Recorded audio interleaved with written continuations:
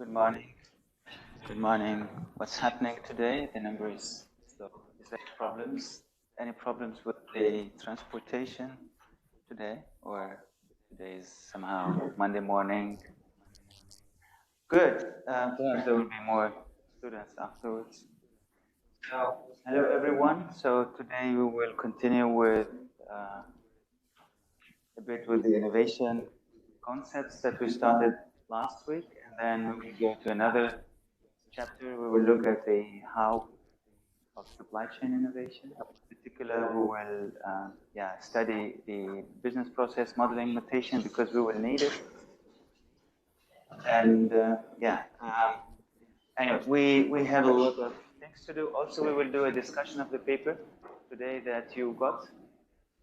We got some questions whether the paper actually is mandatory to read before. So actually not. So it is not mandatory, but if you would like to get a students that would like to get a bonus, they can do it. So those who answer well to my questions, they will get a bonus. But it is not mandatory. But for the exam, by the way, it is mandatory to have read it. So you have to read it anyway. Okay, what did we talk about last week? Last week we had been, we did the why of supply chain innovation. So the reasons that lead companies to embark on supply chain innovations, and then we said that we will discuss a bit the innovation concepts. We defined what a innovation process is. Innovation process is simple actually. We start with idea generation, then we have idea prioritization, and then idea implementation. The idea generation. So we talk about the sources of innovation. So where the ideas come from. The ideas can come from different sources. It could be the customer, it could be the supplier, it could be R&D. Many sources of innovation. We have talked also about prioritization of innovation. Ideas. So companies in general, they can generate many ideas. The only problem is actually how to select those ideas that are promising, that can promise a successful implementation and successful and high profitability. And therefore, we have this prioritization. Prioritization, it could be done based on strategic aspects or technical aspects, so that the company has certain competencies, or of course it could be based on business strategy. We have talked also a bit about business strategy. With respect to prioritization, we talked about the stage gate process, which is important in order to know which ideas should be considered in further processing or not. So those that have to be taken to the next stage and those that have to be disregarded. We have talked about the NPV method, which is coming from project investment, net present value, method that you know. And then we started, we looked at the diffusion of innovation, very important, the theory by Rogers, how innovations diffuse, the S-curve, but also we started with the innovation concepts. There are many innovation concepts, so it's obvious it's incremental radical innovation, but we have also the 4P model. It is a model which is very well established in literature, so product, process, paradigm, and position innovations. And then we have talked about closed and open innovation, and we came at systemic innovation. We said that the systemic innovation is an innovation where different actors should be involved in order for the innovation to get implemented in order to be successful. And we did not deal with this example, but it is a very simple one. The light bulb, it happens that it is actually systemic innovation because before the light bulb, there has been no power supply, and Thomas Edison, who is the inventor of the light bulb, had to do a lot of lobbying actually in order to diffuse power supply, and because of power supply, the light bulb could be diffused. So before the electricity, there has been light bulb, there has been kerosene lamp industry, which uses obviously another technology, which is not necessarily clean technology, but obviously there has been a lot of resistance, and Thomas Edison has had a lot of work in order to get the light bulb diffused inside, inside the industry. Good. We have talked also about the fact that the container is actually a systemic innovation. We have electric mobility, by the way, is also a systemic innovation. So many innovations are systemic, and this is very important to have in mind because also in supply chain and logistics, etc., we have many innovations that are systemic. So the fact that you have just the technology does not mean that it will be successful. There are a lot of other actors that have to be convinced about the technology, or they have to be to change or to adapt in order for the technology at the end to be implemented. Okay, now I will do two other types of innovation. So we will start with the user innovation, and then we will get into disruptive innovation. So I have a question to you. Do you know who invented these products? So who has a mountain bike here in the room?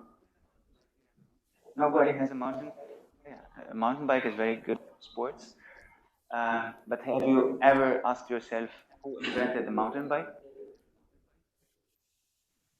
Okay, perhaps mountain biking perhaps is more popular if we don't have a lot of mountain bikers, perhaps. Have any kite surfers here who has been kite surfing in the past? Nobody. Okay. Once I had in the room actually one student who is doing kite surfing, which is really very rare, right? Good. But who invented this product? Do you have any idea? The mountain bike. Exactly. So actually, the mountain. I don't know who invented the mountain bike. Actually, I don't know who invented the kite surfer. But what I know is that it has not been invented by companies, right? So sometimes, very often, we think that there are researchers and developers. They are in the company, I don't know, on the 10th floor, just thinking about what people would actually need in their lives, and they come up all of a sudden with a new idea. Yeah, like the mountain bike, or let's use kite surfing. So trying to do surfing with the wind instead of with the boat. So it's not like this. And in many cases, and this is an observation that we owe to actually Eric, who is an innovation researcher from MIT, who said that many innovations actually come from users. Users, they try to find a certain innovation because they have, a certain product. They don't find it. If they don't find it, they innovate it. So you can perhaps imagine what is happening in the head of a user looking for a mountain bike. So before the mountain bike, there has been two types of bikes. Let's say the city bike, right? And there has been this running bike. So city bike and running bike, but there has been nothing in between. So if you would like to use, let's say, your bikes in areas which are really not easy perhaps to drive, or a mountain or whatever, you can not use your bike. And then they have been starting thinking about having a bike that you can use in these areas. The same also for kite surfing, which has been developed by users. So this is a very interesting phenomenon that users are innovating. And Eric von Hippel, they call them lead users. And we will define them in a minute, lead users.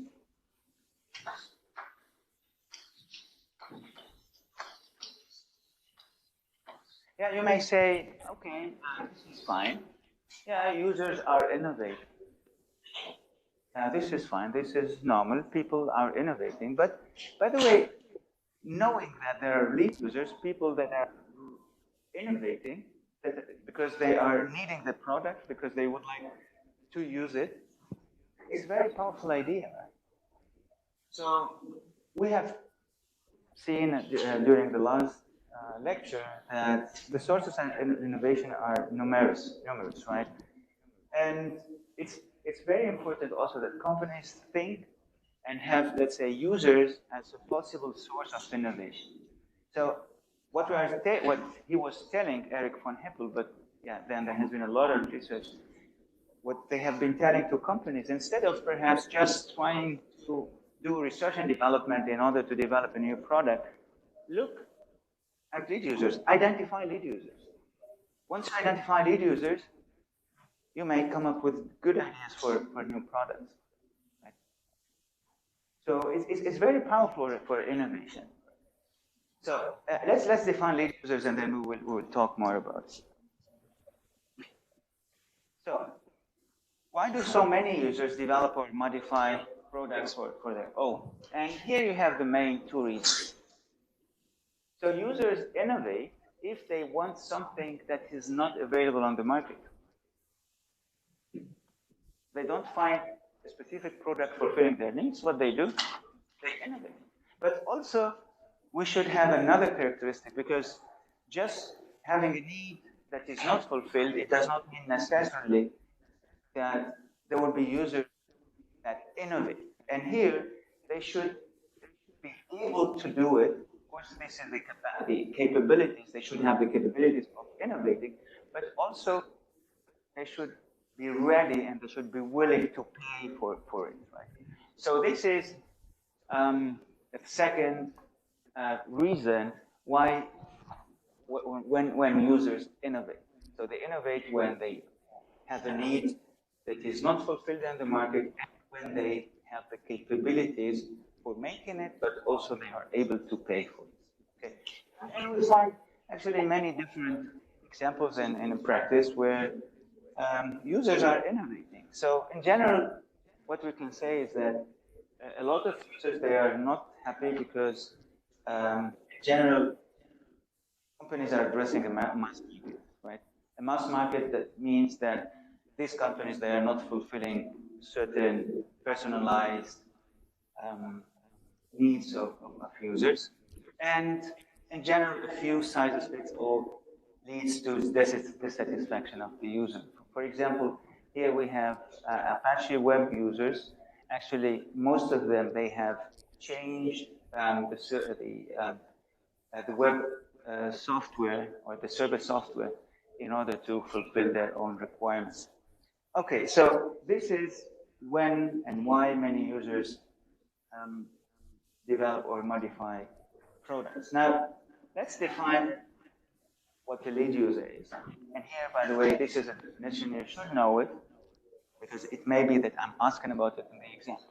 Okay, so these characteristics of what is a lead user.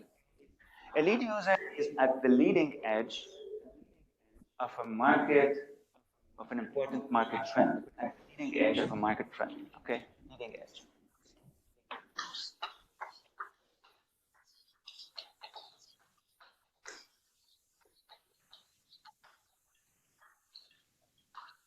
What does it mean? It means that they have needs that others did not discover yet. So they are at the edge of a market trend, really at the edge. People, normal people, they are here, and those lead users, they are already advanced. But once the lead users develop the product, the normal people, the normal users, will discover that that product is very useful. Right? So this is what does it mean to be at the edge of a market trend. So at the moment, the need is not expressed by the majority of the market. They don't know about it, perhaps. They have not discovered their needs. But there are a minority, which are the lead users, perhaps a couple of people. By the way, a lead user could be even a company, right?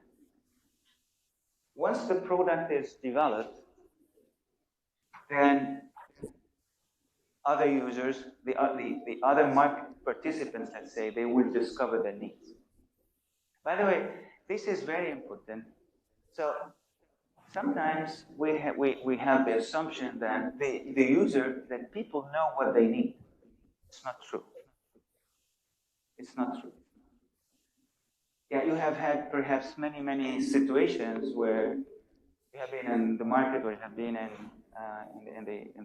a store, and you haven't known about a certain product, but you see the product and you see, but this could be very useful. So the product inspires you about its application, right?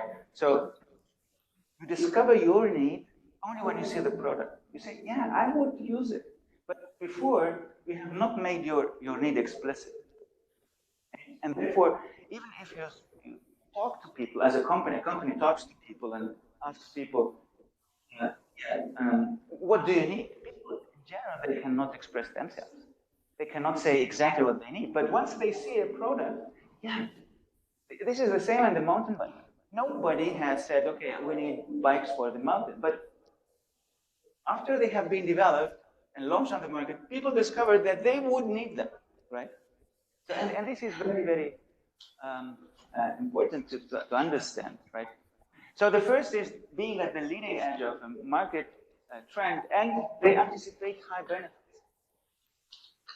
So they expect high benefits from the product.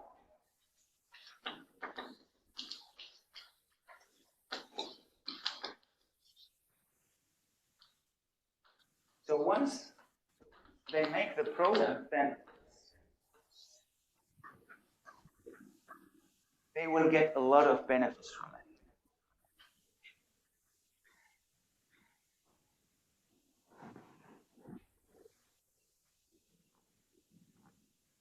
So very relevant here to say that lead users are innovating users. You remember when we talked about last week about the diffusion of innovation and Rogers curve? Okay, so we talked about here 2.5% of the potential customers or clients, we call them innovators.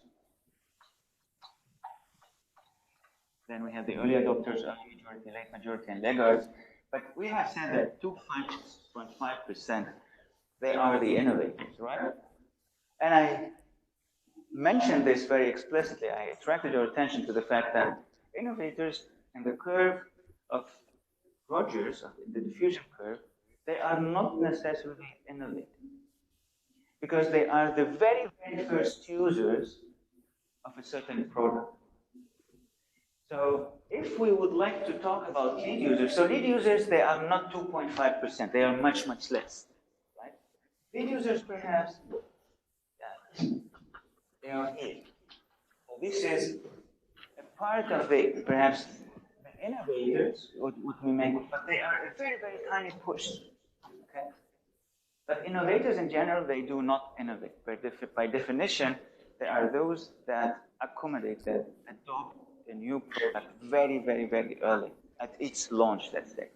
Users, lead users, not users, lead users, they are innovating, okay? And the higher the intensity of lead user characteristics, it is a new word, by the way, called, it has been coined by Eric von Hippel in 2005. It is called lead userness. The more or the higher the level of the lead userness, which is nothing else than the higher level of these two characteristics, that they are at really highest leading edge and anticipating highest benefits, the more attractive the product is for the rest of the market. Lead userness, it is not a word that exists. It has been created by Eric von Hippel. By the way, if you would like to know more about lead users, there is a book, you can download it from the MIT Press, which is called Democratizing Innovation. It has been written by Eric von Hippel. Very nice. This is a book recommendation.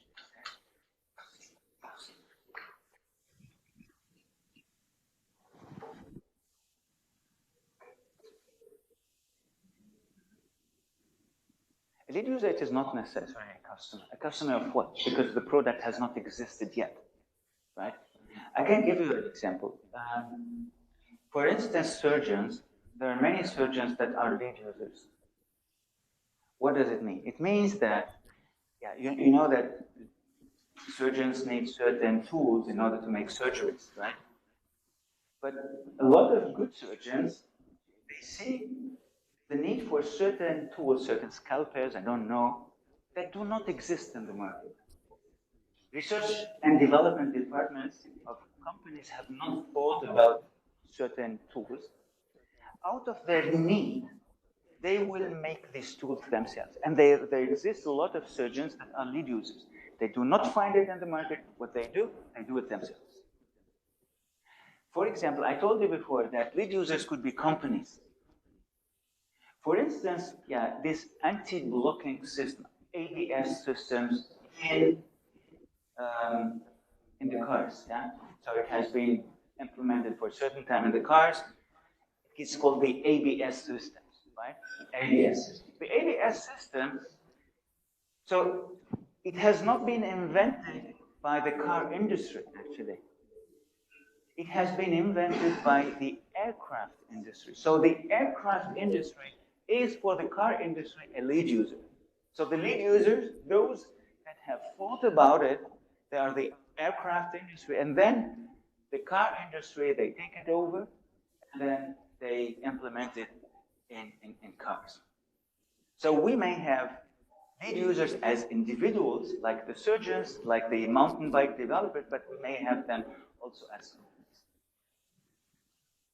Good. And by the way, there is a very interesting characteristic of lead users. So lead users anticipate high benefits from the products. So they would like to use it because they use it in surgery, they may be using it as a, for fun, as a mountain bike. And there is a very important characteristic that has been also discovered in lead users, that lead users, they are willing to freely reveal their innovations. They freely reveal, it is called free revealing of innovation.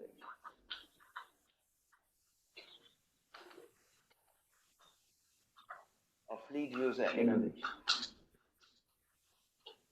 Think about it a moment. When a company discovers a new thing, what companies will do? What will companies do when they discover a new thing? They haven't discovered a new technology. Would they give it to competitors, to the market? Just, yeah, please use it? No. What they will do is that they will protect it. Perhaps they may keep it secret. Right? Some companies may say, okay, we will even not patent our technologies, because by definition, and we have discussed this, when you patent a technology, you put it more or less accessible to anyone. Anyone can read the patent. Yeah, you can go to the patent office and read it. The only thing is that you cannot use it without having an agreement with the patent holder. Companies, sometimes they may keep their innovation secret, especially in process innovations. Because process innovations, they cannot be seen by users, by people, by competitors, right? So a product, of course, it can be disassembled, and there is reverse engineering. People can, companies, competitors, they can see how their competitors did their products, and then they may innovate like them. And therefore, especially for process innovation, companies will tend to keep their innovation secret because they do not have access to it. So nobody has access to it. So a competitor cannot see in your process. Okay, so this is the thing. So companies will tend to protect their innovations. So, but lead users, they tend to freely reveal them. To reveal them. What does it mean, freely reveal them? To give them for free. The question is, why do lead users tend to freely reveal their innovations?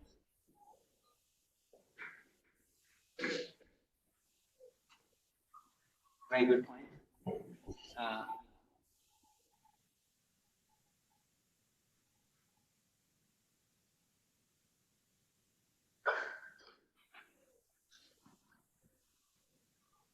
Okay, so everyone is muted now.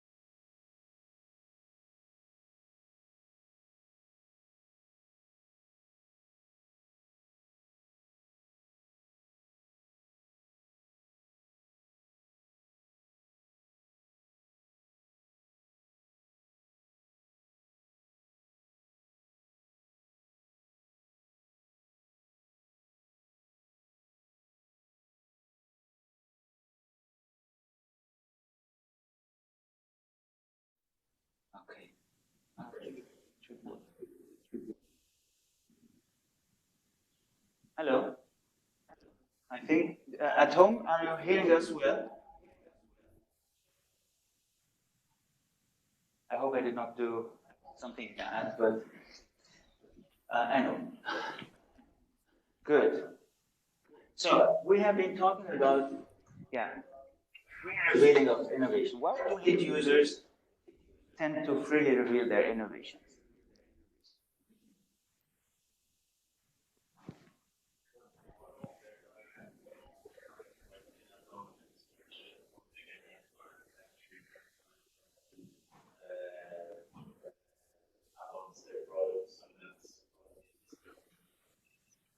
Once again, so they would like that the innovation get diffused.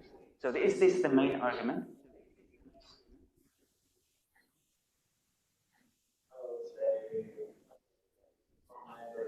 Yes, they actually they made a lot of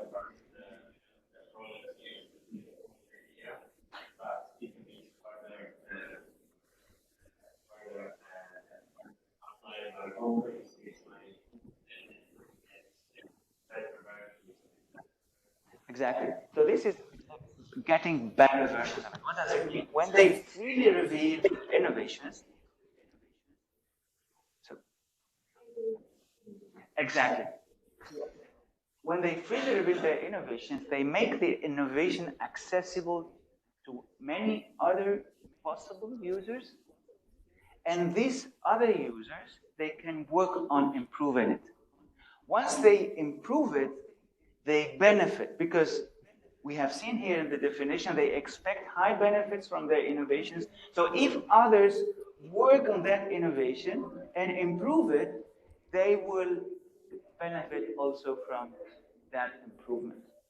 So let's say you think of a mountain bike that was at the very beginning, perhaps it was not so sophisticated, but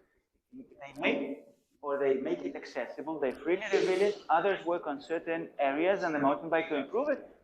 What is the consequence for the initial lead users is that they will get a product or they can improve their own mountain bikes. So, by the way, until this moment, there is no company that is supporting this, right? Even the lead users, what they are making accessible, what they are freely revealing is actually perhaps the drawings, the technical features of a certain product, how it can be assembled, how it can be made. So this is what is meant by freely revealing, but there is still nobody who is selling the product. The product is not sold. Other users are interested, they have to make the product themselves by downloading, by getting the drawings, by getting all the specifications of the product and making one like the one made by the initial lead users. Okay?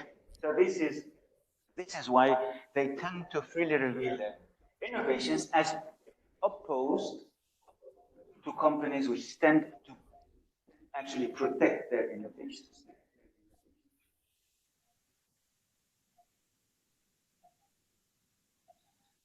Good. Now, yeah, we have said, yeah, we agree that lead users, they are innovating, they are important, right? And the idea is now, instead of companies investing in innovation in order to create innovations, why do not companies invest in order to identify them? You see? So why developing this yourself? Perhaps it's for trying to find new ideas for a certain product. Why not just identify lead users? And once you identify the lead users, and the lead users have a very important characteristic, is that they would like to freely reveal their innovation.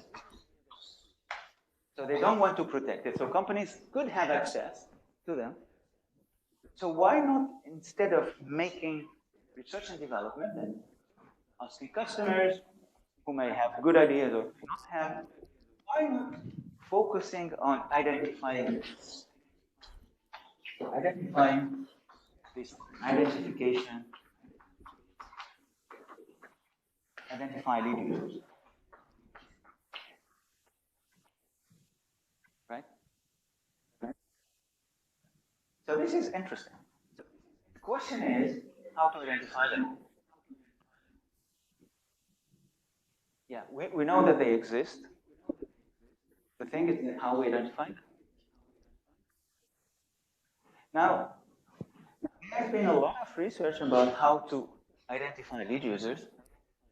And we distinguish here two approaches. The first approach is called snowballing.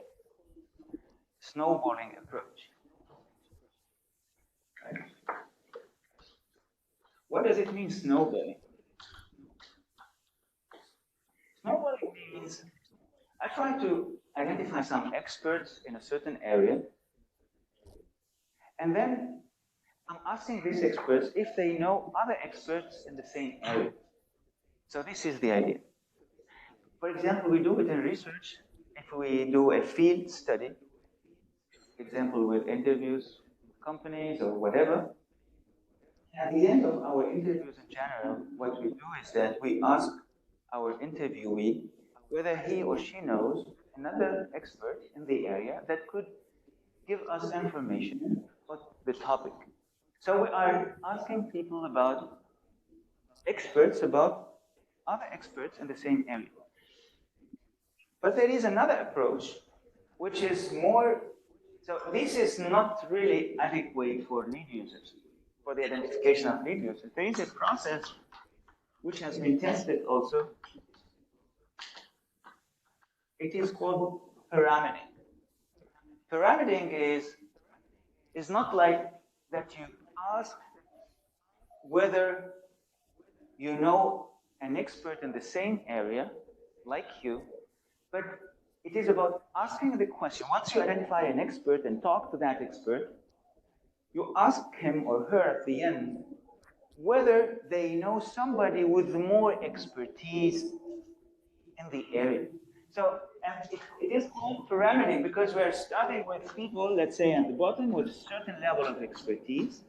And each time, what we do is that we're trying to ask somebody else, these people, if they know somebody else with more expertise.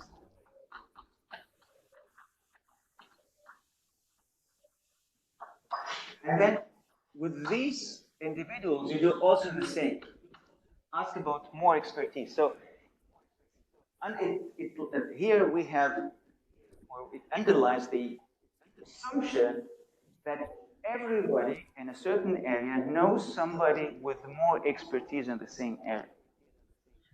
And you do this, yeah, you are going up in the pyramid until you reach the people, the individuals with the highest expertise. And there is a chance here that they could be lead users. Right. 。 . 。 。 。 。 。 。 . 。 . 。 . 。 。 . 。 。 . 。 。 . 。 。 . 。 。 。 . 。 。 。 。 . 。 。 。 。 。 。 。 . 。 。 。 。 。 。 。 . 。 。 . 。 。 . 。So at the end, it looks like a pyramid, right? We have a lot of people here, perhaps with certain expertise. Then once we would like to go up the pyramid, each time we have less and less people until we reach the lead users. Okay? So this is the technique that is used in order to identify lead users. Now, the company that has used lead user concept really in a very successful way is 3M. And here we have a comparison between innovation projects. 5 of them, they have been inspired by lead users, and 42 of them, they are non-lead user projects. It means they are relying on the development inside the company. So the lead user projects, they have high originality and newness level. They led to larger market shares. They led to the development of entire product families. So a product family is a product is a family that has many products, right? So we have a family of products. So you have many types of products inside the family, right? Yeah, I don't know. It could be a power tool, and they have different variations, different models, and the power tool, and this is the family. Then you have annual sales that are about 146 million, so according to the study by Fraunhofer. And then once we compare this with the non-lead user projects, we find that most non-lead user projects, they are incremental improvements, so they are not radical improvements, so the newness level is low.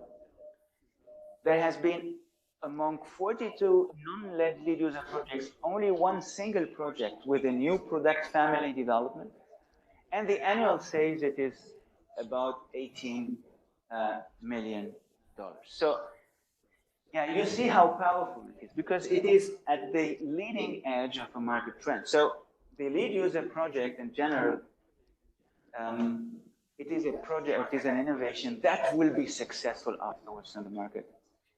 And we have also to change our mindset and not thinking really always that companies generate innovations by having just engineers thinking really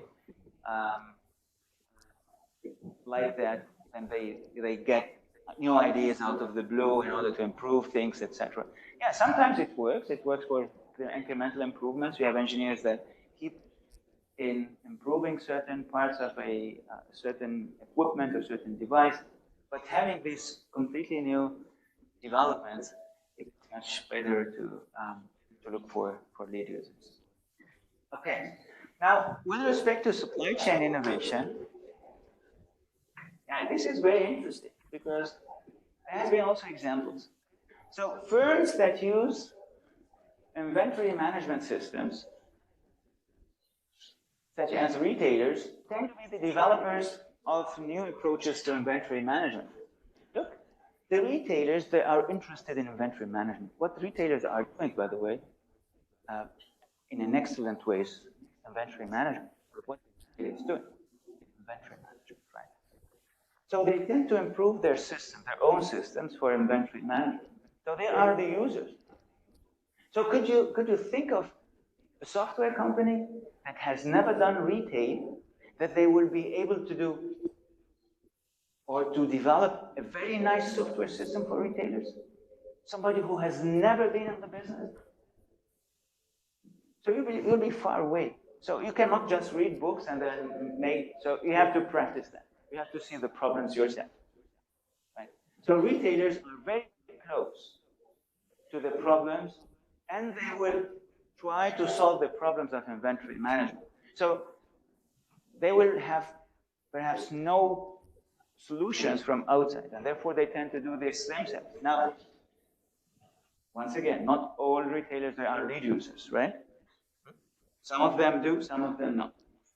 And then manufacturers of inventory management systems, the manufacturing of inventory management systems, they could be software developers, or it could be also manufacturing of certain physical systems and equipment, tend to develop improvements to the equipment used to implement these user-derived approaches. So they try, first of all, to capture the innovations by the end user, and once they capture this, they could improve them incrementally. So, by the way, companies, they are very, very good at incremental innovation. Because you have engineers that can always optimize something, right? Yeah, we are good as engineers in optimizing things. But coming up with that big idea for the future, of course, as an engineer, you cannot be knowledgeable in all areas. Right? So the user, the one who is confronting directly the problem, is the one perhaps that have a more feeling, more intuition for the problem, and the one that is most interested also in developing solutions. And the idea is to capture these solutions and to incrementally improve them. So here it is also a very interesting division of labor, perhaps. But yeah, there are, of course, many, many exceptions to that. But yeah, users and lead users, they are the ones for radical innovation. And companies, they are rather the ones that are doing engineering innovation. They incrementally improve existing products. Any question on this?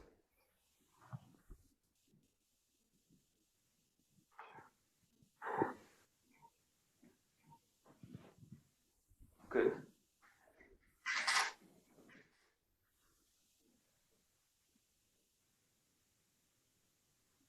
Now we will talk about another important concept that I see also in practice and also in the media. There are a lot of people with misconceptions about this concept, or they are not using it very well. There's a lot of misuse of this, which is called disruptive innovation. So in this class, when we talk about disruptive innovation, we should talk about this because this is the scientific definition of disruptive innovation. There has been a lot of research on that. And then, yeah, you may find always in the media, yeah, some digital companies, they have been disruptive. Yeah, disruptive, most of the people, they use it as if there is a break, more or less, in the system. So new companies come and break an existing one, or coming up with an idea that is, yeah, it could be equivalent also to breakthrough, because there is also the breakthrough innovation. So in the sense of radical and disruptive, by the way, they're completely different.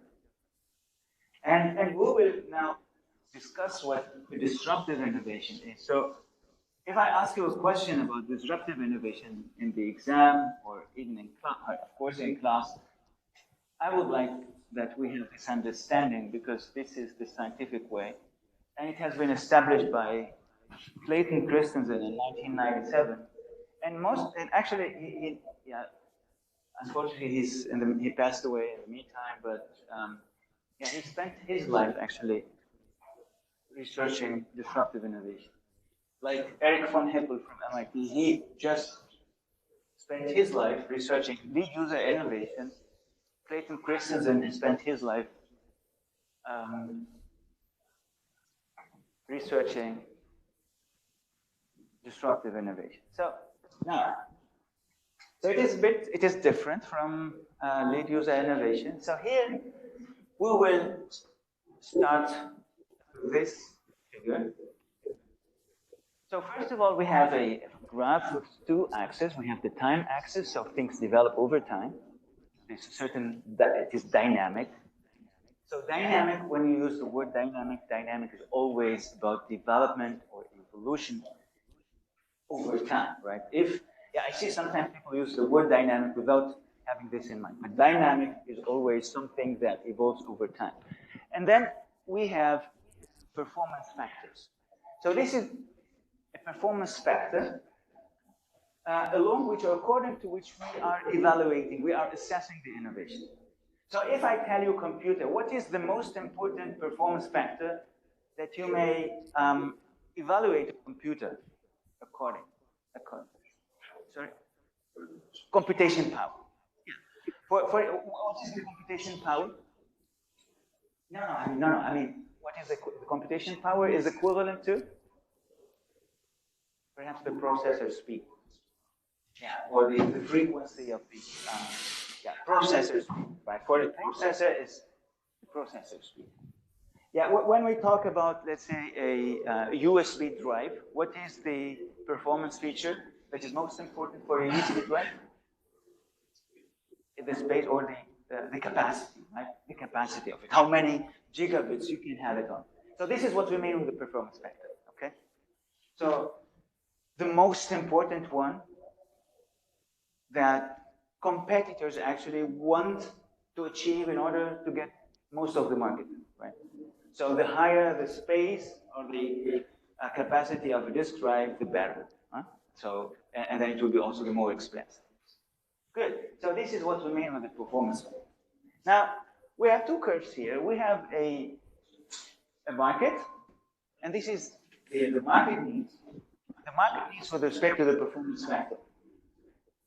So what is the needs of the market on average with respect to the space in a disk drive or the speed of a processor, right? So this is how we should read this. And then we have the technology, and this is what the technology can actually do. So this is the performance of the technology, the real performance. What do we see here in the curve? What do we see? Which is very, very obvious. What about technology and the market?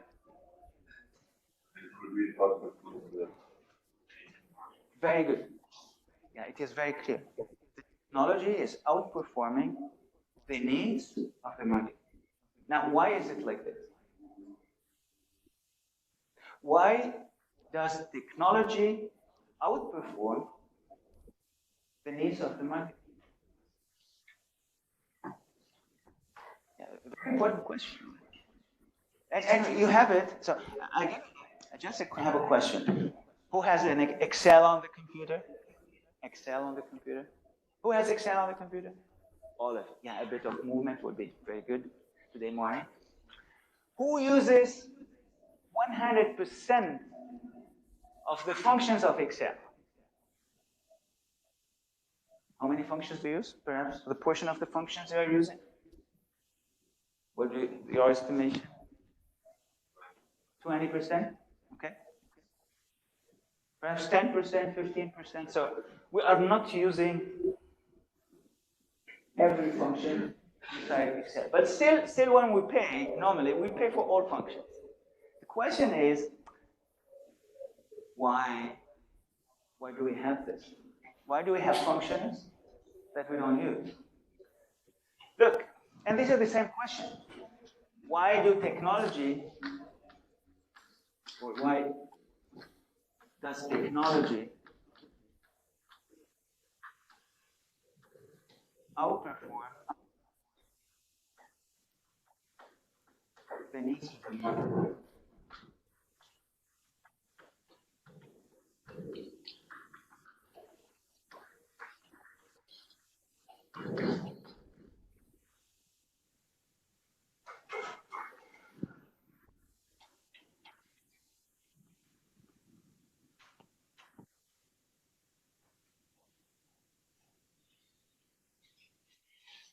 For any trial here to reach all customer segments, very good. To reach all customer segments, we have to advance a bit the thinking. Yes, you have the answer there, but you have just a little bit more. Because in general, when companies develop products, they have in mind the so-called sophisticated customer or sophisticated user. What does it mean? Let's say a company develops a simulation software. Or a better example. Companies, when they develop computers, right? So the processor speed, the graphic cards, perhaps they have in mind the gamers, people that are doing gaming. So we call them here the sophisticated users. Why? Because they are in need of highest speed and of the processor. They will be in need of the best graphic card. So, and because of that, most of the companies, they are providing technologies that are go beyond what the normal user will be actually needing, right?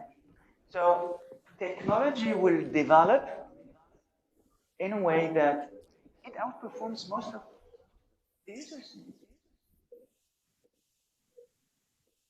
So you may buy a very sophisticated computer with a very high processor speed, but the processor speed perhaps would be needed by a digital designer who needs a lot of power, in order to have a system that is really running very quickly. It could be used by people who are doing a lot of simulations because they need a lot of power. But for the normal user, we don't need that. We don't need that. This capacity, this performance, right? And therefore, there is a discrepancy between what the market is calling for and what the technology can do. Okay, understood. And now, here we will get closer to disruptive innovation. There is a new product or a new technology coming on the market, which actually gives, or on the performance, or regarding the performance, according to which competition has taken place so far, it actually provides less. You see, it starts here. So, for example, the capacity of the disk drive is low. So this new product coming on the market will provide less capacity. It will be providing less processor speed. So normally from the perspective of the established technology, of the established technology producer in market A, when looking at this new technology coming with lower levels of performance, what they will think about it. It's not interesting at all. It will not be our competitor at all. Because let's say we are providing a processor speed of 10 gigahertz, I don't know whether 10 gigahertz is, and then they're coming with a 2 gigahertz capacity or processor speed. So 2 gigahertz is far away from 10, so they are not our direct competitors. So we will not dedicate them any attention because they are not interesting at all. Right? We are, from a technology perspective, much more advanced. You see? Now, so far so good. But this new technology or this new product coming on the market, it should have an advantage. It is an advantage not with regard to the performance feature, but another advantage, like, for example, cost. It is lower cost. And most of the innovations that have been studied, they are lower cost technology. Or they could have another advantage, like are compactor, right?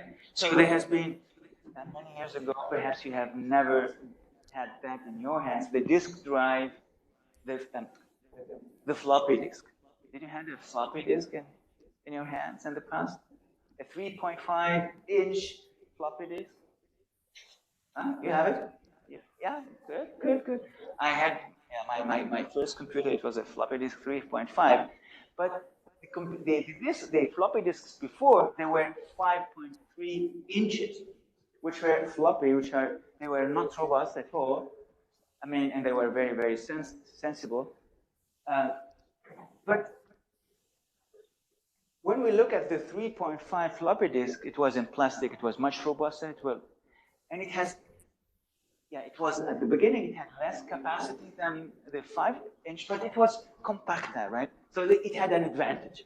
So the new technology coming here, it should have an advantage, right? It should have something special, let's say. It could be, in most of the cases, it is lower cost, but it could be like this compactor, right? It has an advantage, robust, etc. But from the perspective of the performance factor, it offers less. It is not so performing like the one that is already established. And this is a very important characteristic because the established industry, the established companies, they will be looking at this new technology as not interesting, as not dangerous at all. It provides less performance. Why should it be dangerous? Now, because of that advantage, low cost, for example, it will be convincing for a certain portion of the market. Some people will be interested in, for example, buying a computer that is not high performance, but still low cost. For certain applications, it will be completely sufficient. The only thing is, we should not forget that every technology has a learning curve. The more you sell, the better gets the technology, right? Because of the learning effects. So this is a very important concept to know. There are learning effects. The more, actually, when you double production of a certain product, you may get costs, let's say, lower by 10% or by 15% and still improve the product. Okay? Now, things get better over time. So this new technology, why? Because it has convinced a certain part of the market, it is selling, so it will improve. It will improve until actually it reaches a performance that is higher than the performance of most of the market or of the market participants or the customers in the market of the established technology, which is technology X. So they improve, they get better, until the technology has performance factors that are better or that outperform what market A is asking for. What does market A do? Don't forget that new technology has an advantage, being less costly over time, being compactor, has a compactor design, or whatever advantage. So it has a performance that is higher than most of the performance that market A is asking for, and it has also an advantage. What would market A do then?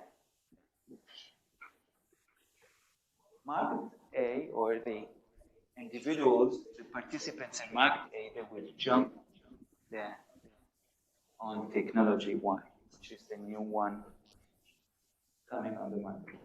What will happen to technology X? What will happen to companies making technology X? They will vanish. They will go bankrupt. The thing is here, so first of all, we call this technology, or this innovation here, we call it disruptive. Disruptive innovation or disruptive technology. So this is disruption. And we understand disruption from a scientific perspective only in this way. So when we talk about disruption, we talk about it in the sense of Christensen's 97.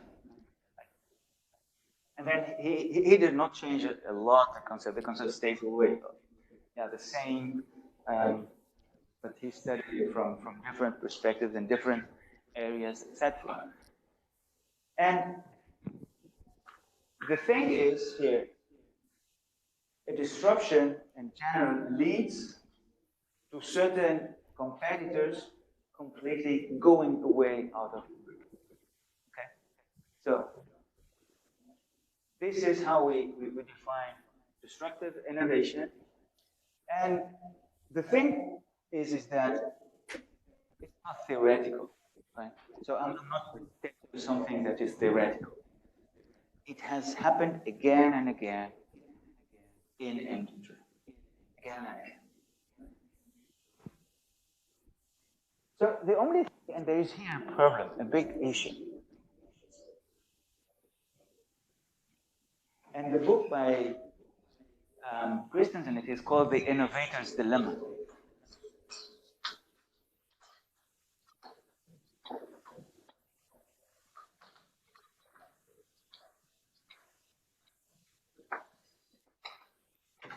The innovator is within a dilemma. What is the dilemma? And the dilemma is related to this disruptive innovation. The thing is, the problem is that when you see a technology coming here like this one, how would you say that this technology would be disruptive or not? You can say that it is disruptive or not only after the fact. After most of market A jumps on the new technology. But before, you don't know. So the dilemma of the innovator, should the innovator consider this innovation coming with lower performance as potentially disruptive or not? And most of the companies, they consider it not as a disruptive one because they see it far away from what they can do. The performance that they are providing to the market is much, much bigger than the one that is potentially disruptive, and therefore they are not interested in. So this is a big dilemma. What should innovators, or what should companies do, actually? Should they counter attack, let's say, this potentially disruptive innovation, or what they should do exactly? Not easy.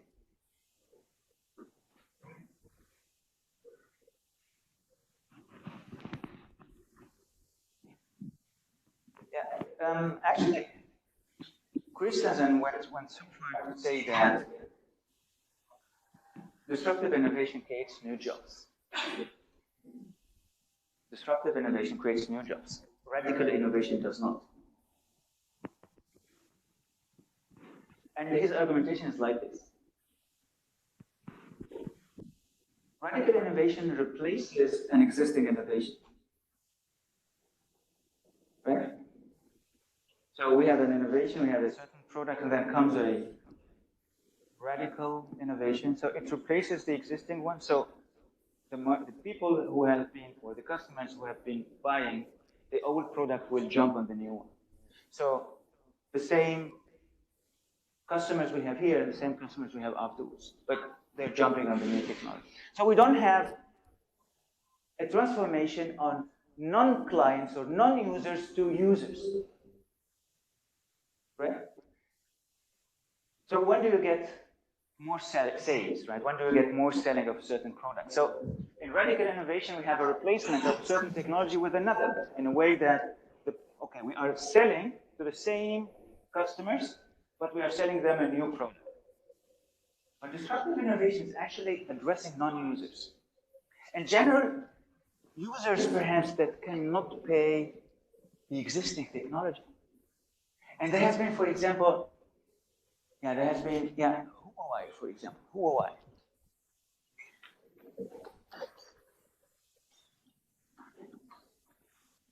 I'm writing it correctly, Huawei.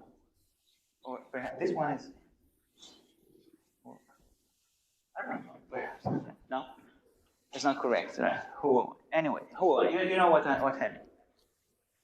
So Huawei, they started making smartphones. They did not start with high-level smartphones. They started here. Yeah, 100 euro smartphone, right? So people who found at that time the ones from Apple very, very expensive, and those from Samsung very, very expensive, they could still afford a smartphone.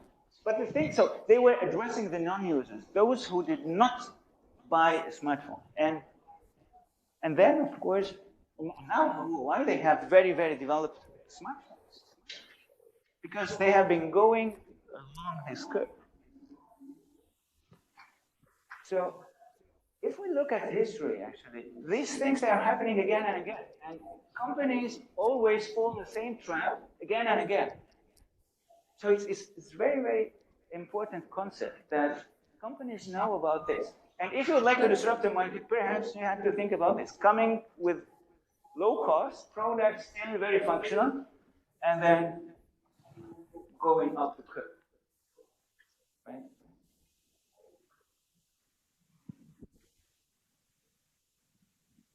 Good. Any question on this? So yeah, we come back to, because we are now addressing non-users, it means that we are not touching an existing market, we are creating a new market. We are creating a new market, so new customers will buy the product. So we will need additional people that work on this disruptive innovation to make this product, and therefore it creates new jobs.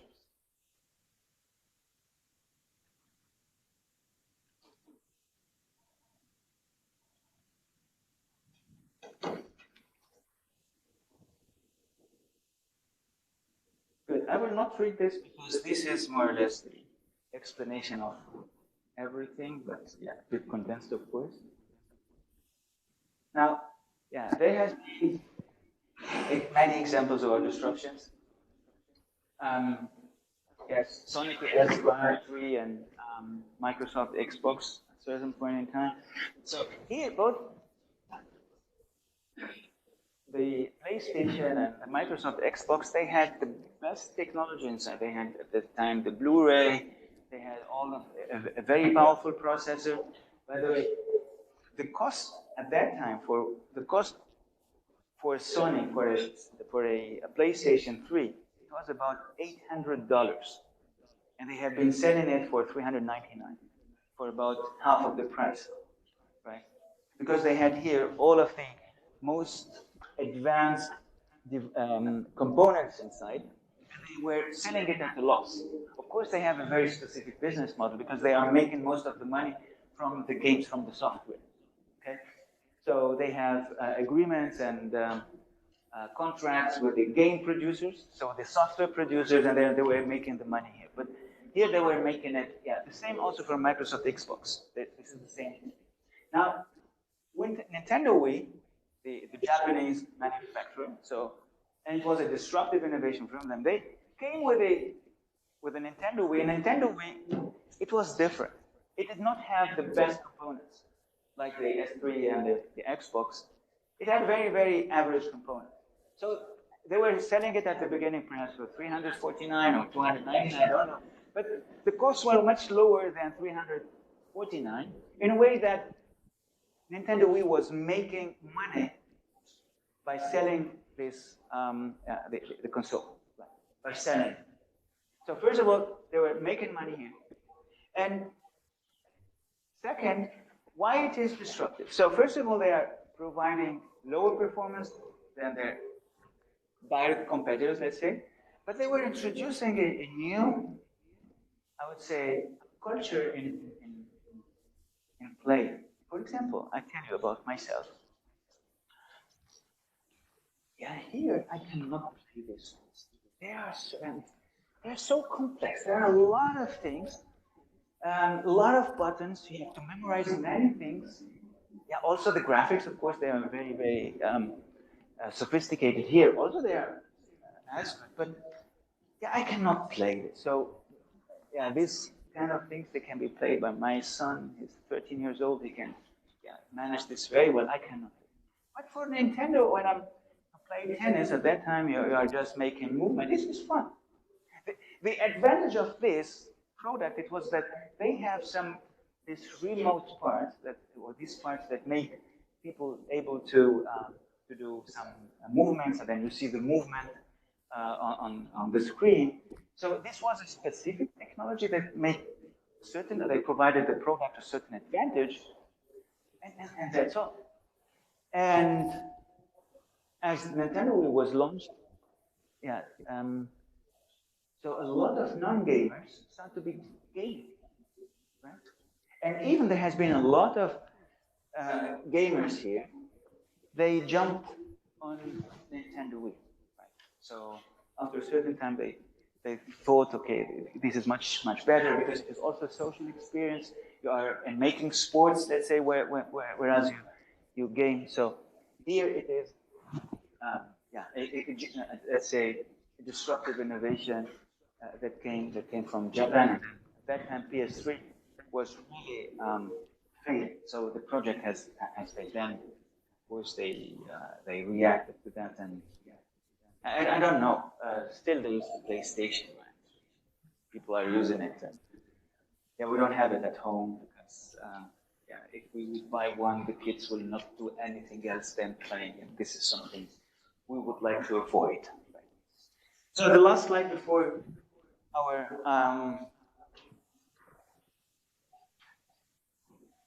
the break. So how could you react to a disruptive technology? Basically, you have four approaches. Adopt disruptive technology and find a way to use it immediately. So like the physical banks adopting online banking. So online banking, as it emerged for the first time, most of the online banks, they did have only virtual presence. They did not have a physical buildings, etc. So they were about disrupting the physical banks, let's say, but the physical banks have reacted that they adopted the online banking. You can focus on the existing bank business and invest there. So cinema versus television. So you may think that television could be or could have been a disruptive technology for the cinema. The cinema has existed or exists, still exists. Why? Because they focused more on the experience. Cinema provides a very nice experience to people, so people keep going to cinemas even after televisions are there. Then some strategy perhaps is just wait and see, because as I told you before, you cannot know whether a technology is disruptive or not until you see what the effects of this technology are. And fourth is the counter-attacking a disruption. So reaction to swatch to the electronic clocks based on quartz crystals. I don't know whether you know the history of the watch or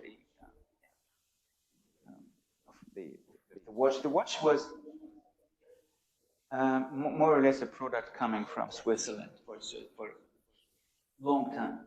So you may get these nice brands by the Swiss companies. And in general, people were giving the watch, let's say from father to son or from mother to daughter or whatever, because they were really good, very, very expensive, etc. And then all of a sudden, it was in the 80s, I had also one. This was these electronic watches, these electronic clocks with a crystal, quartz crystals. It is even written quartz, so it's a metallic one, electronic watch. You know it? Electronic watch, very, very simple one. At the time, I remember as I was young, I bought one really very, very few money, still very interesting with a chronometer. It can make music, it can do a lot of things. And this was actually like a disruption of the watch market of the Swiss industry. And now what Swatch, for example, did is that they tried to react or disrupt the disruption, right? So they counterattacked the disruption is that Swatch tried to make out of the watch not only a product that people use in order to see the time, but also they use it as an aesthetic product. So whenever you can have not only one single watch for a long time, you can have 3, 4, 5 different colors, etc. So they were thinking of like this. So counter-attacking the disruption comes from Japanese companies with their electronic clocks. Good. Any question on this before we go to the break? No questions? Good. Then let's have let's have a short break. Yeah, 15 minutes break. We continue at 9:55. 59, sorry. 15 minutes. 9:59.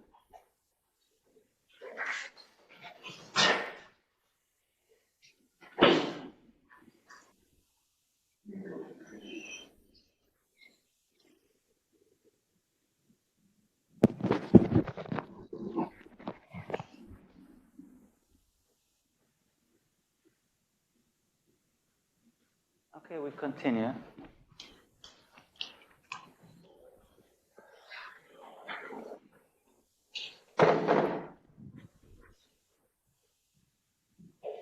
Good. So we will do the first paper discussion. It will not be a long one, because Yeah, we have 15 minutes or so. Who had the opportunity to read the paper?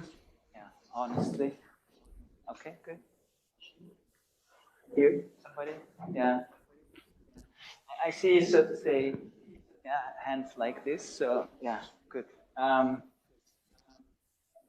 the way, that paper I give it for you to read because it's important for us. It is called Exploring Supply Chain Innovation, and it has main definition that we will use for supply chain innovation class. So, my first question is, what are the elements of supply chain innovation as discussed in the paper? What are the main elements?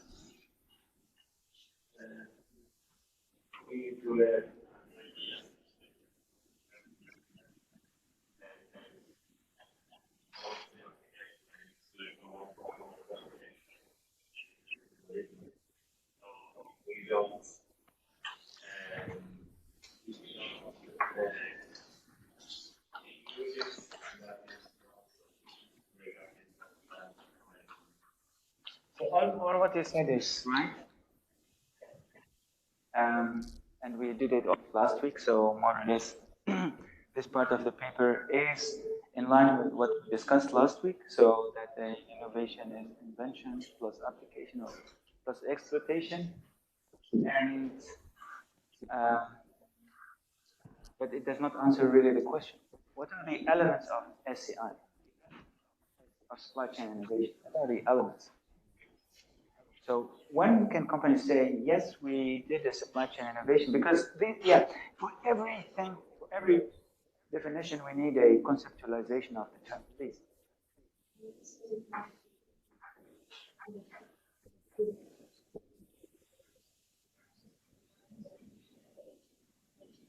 So this is what we have, by the way, to memorize. Huh? Even though it is very, very intuitive. By the way, in the exam, many times, really, I ask this question because it is a very basic question that everybody has to know. And sometimes, believe me, I cannot get an answer. What are the elements of a supply chain innovation? The elements, so first we have the business processes, right? So we can innovate. So we can innovate in the supply chain at the level of the business process. Business processes.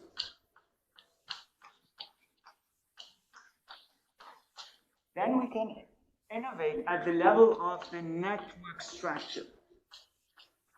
We may call it also the network configuration or the structure. Right? And then we can innovate at the level of technology or supply chain technology. Yeah, now I would like to detail a bit all of this. So what do we mean with business processes? What is a business process? Or examples of business process in the supply chain?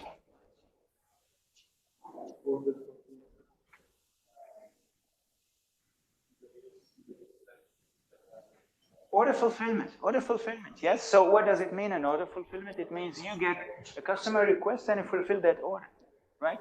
And then perhaps we may have order to cash. So from the time where we get an order until we receive the money from our customers. So this is, order fulfillment, right?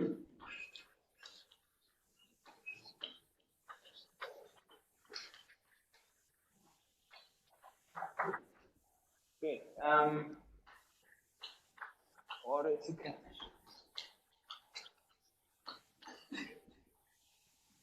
We can have also returns management. Right? So if we have returns of products and then we have to manage them well. Okay, so this is the first thing. So these are the business processes. So we can innovate in this. We can innovate in a way to improve our order to cash, in order fulfillment, to make it faster, etc. Then the network structure. What is meant by the network structure?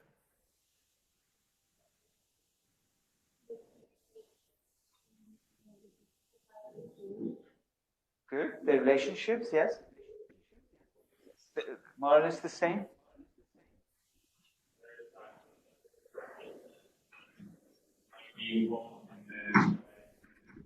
Very good. So, first of all, a network structure, in order to have it, we should start with a map of the supply chain. And the map will identify the actors, right? The different stages in the supply chain, the different companies.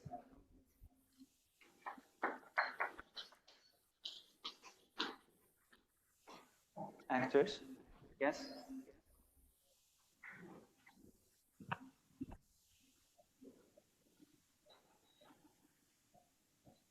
Yeah, we did it also at the first session, at the first lecture, I think. Yeah. In order to identify this structure, what you should talk about. So, about the structure, you can say, okay, I'm starting with a focal company. So this is the focal company, and then I will have first tier suppliers. Then I may have, let's say, second tier suppliers, etc. And these ones, they may have. So this is the first tier. This is the second tier. Then we have perhaps here some distributors. Then we may have here retailers, right? So this is what makes this structure. So, and very important is always when we talk about the network structure is that we talk about how many tiers we have. So this is the horizontal dimension of our network structure. How many tiers? How deep is the supply chain? Some supply chains may have 10 levels. They are 10 levels deep. It means until you reach the raw materials producer, you may have 10 levels. So this is the first thing, right? And then what we have also is that the number of participants or companies inside each level. So this is the horizontal part.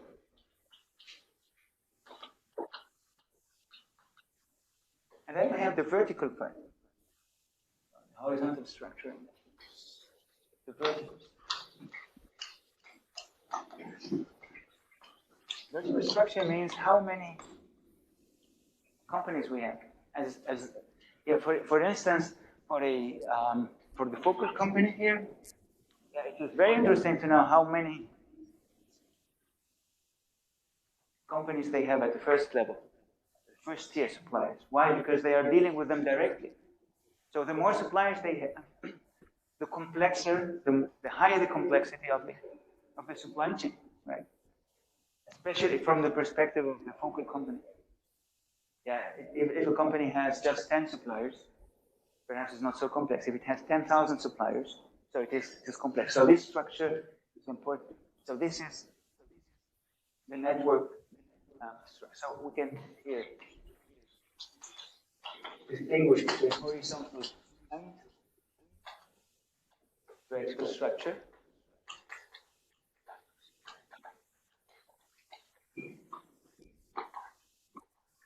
Okay? And then what could we also think about? What could we... Yeah? The process links, exactly. So how these companies are linked together. The links. Could you give me an example of links that have been mentioned in the paper? So a change in the links. I give you a bit more of indication. For example, what Intel has done. Exactly. Right.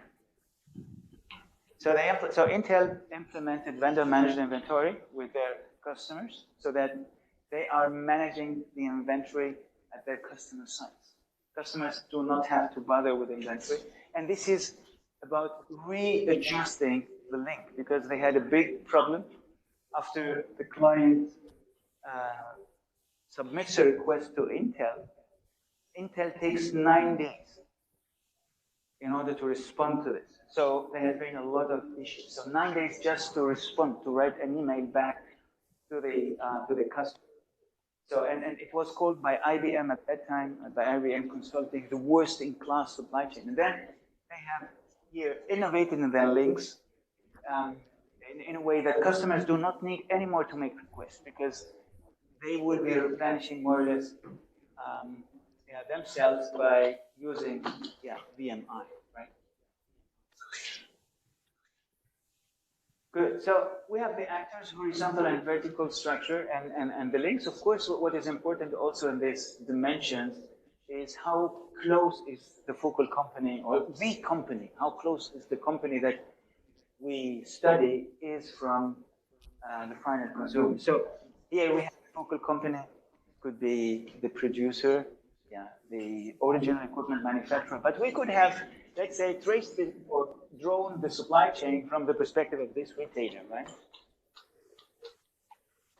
And obviously this retailer is very close to the customer, but we could have also taken this company as the company from which perspective we would like to study the supply chain, and then it would be a company that is very far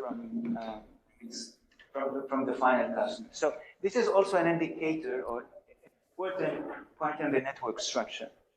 Yeah, some companies, they change the structure, let's say by eliminating intermediaries, right? So they feel, let's say, some companies, it was, for example, Dell in the past, they felt they are far away from their customers, and then what they did is that they just eliminated the distributors and retailers in between, right? So this is a change in the structure.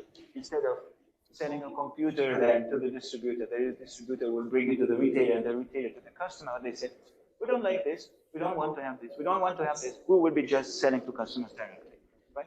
This is obviously a change in the network structure of the supply chain. Okay, and then technology. Could you give me some examples of technology? So we have done them, but just to get some examples here. Big ERP system. Okay, very good. What does an ERP do?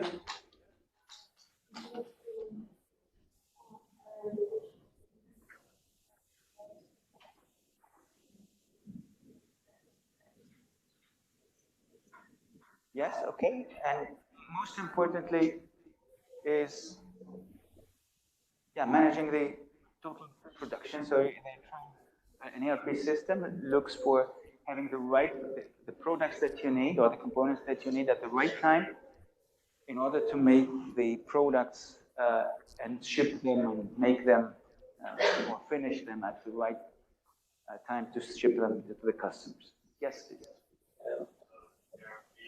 please. The RFID? RFID? Okay, RFID. Warehouse management systems.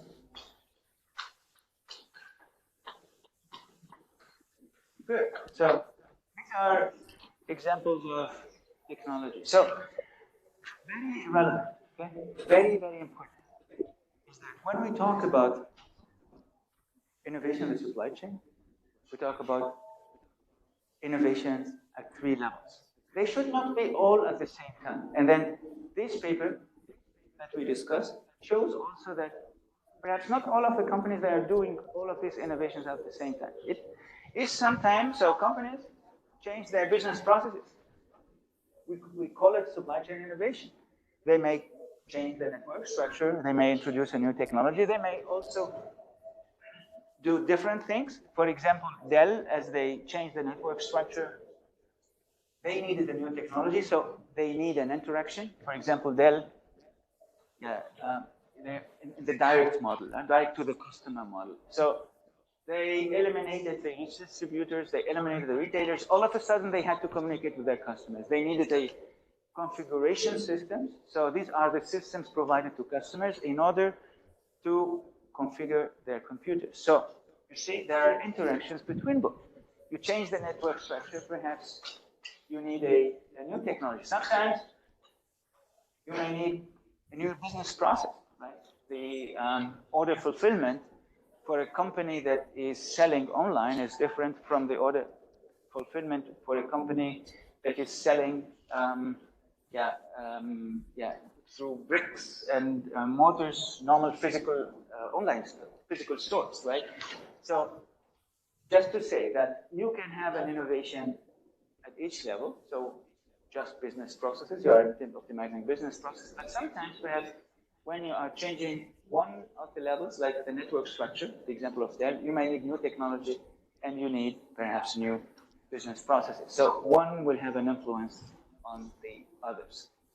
So you promise me to not forget this, right? So if I ask you what are the elements of supply chain innovation, very, very simple. Business processes, you are innovating at the level of business processes, supply chain technology, or you are innovating the structure of the supply chain, and then you have some examples here to support your thing.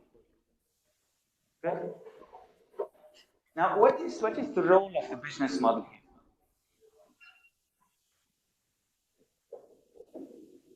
What is the role of the business model?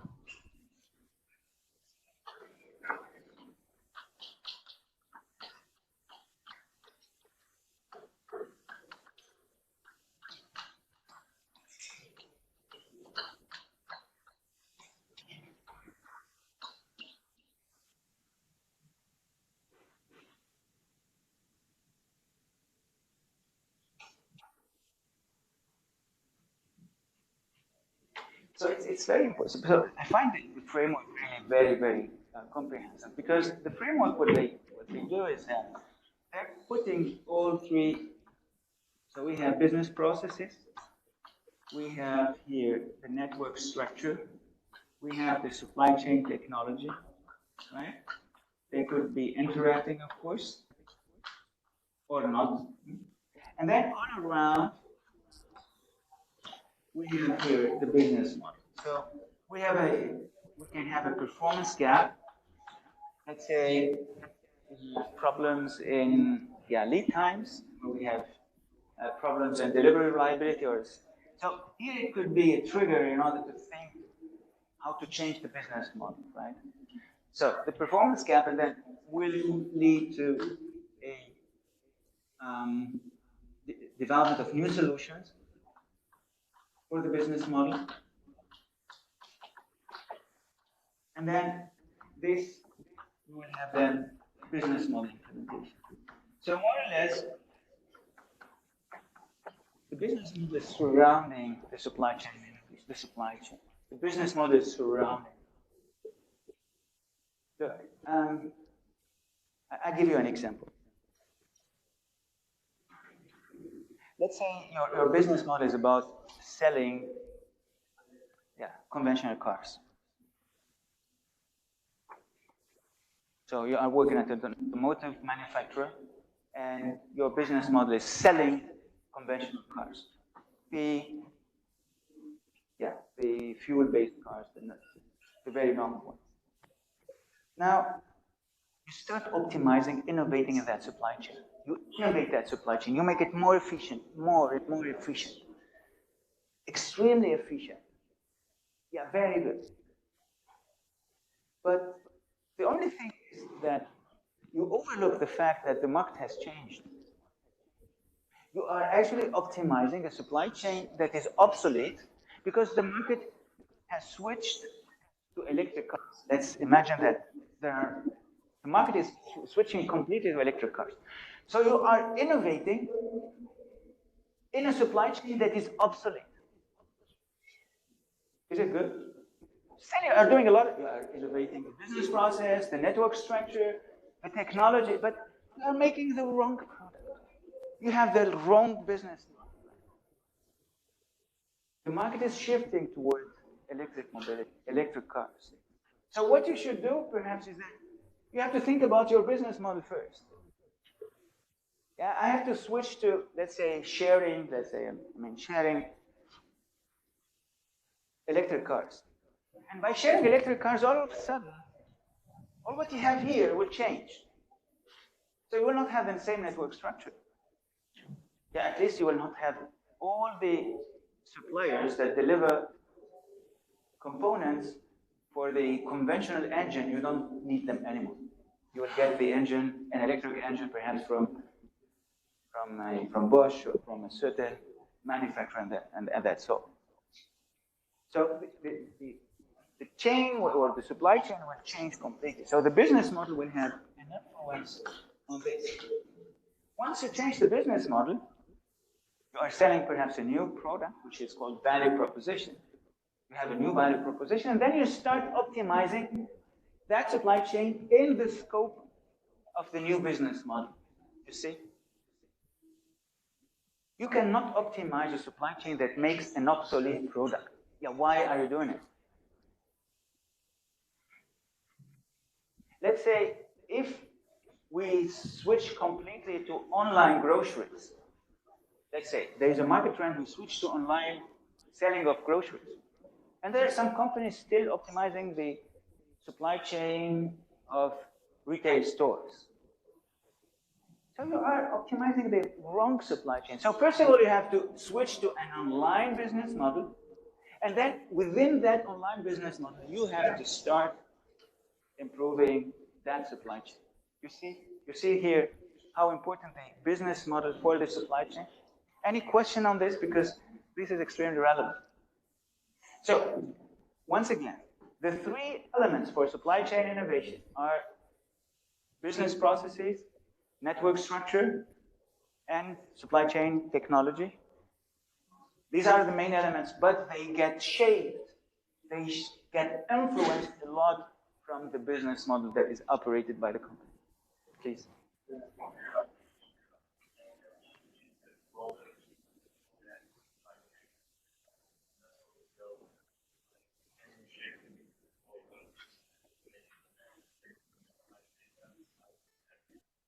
This is something we will do in very detail. Yes, we can.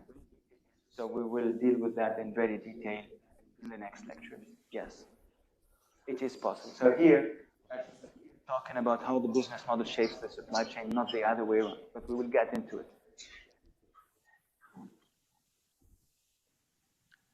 Great. Any question on this? Does it make sense for you? Would you promise me to answer the question right in the exam if I ask it? So this is really a very important question, and I may ask it because it's basic. So for me, I'm asking my question. Look, when I'm doing my exams, when I'm creating my questions, and I tell you this is the truth, I'm asking always myself, what should my students know? I'm asking always this, what should my students know? And this is something that obviously my students have to know. So it does mean that I may ask it. It does not mean that I will ask it, but it's very, So I gave you a hint how the professor may ask the questions for the exam. He asks us, he would like to know what the students should know. When also going through, but of course there are also some questions so what average students should know and what the excellent students should know. So I'm asking also this. So there will be parts of the questions that those who have been very attentive in class, who have been really learning everything very, very meticulously, very detailed, they should know. So this is the way. Of course, more indications I cannot give. Any question on this? Yeah, of course, the questions on the exam, they're always the most interesting thing. Right? Anyway.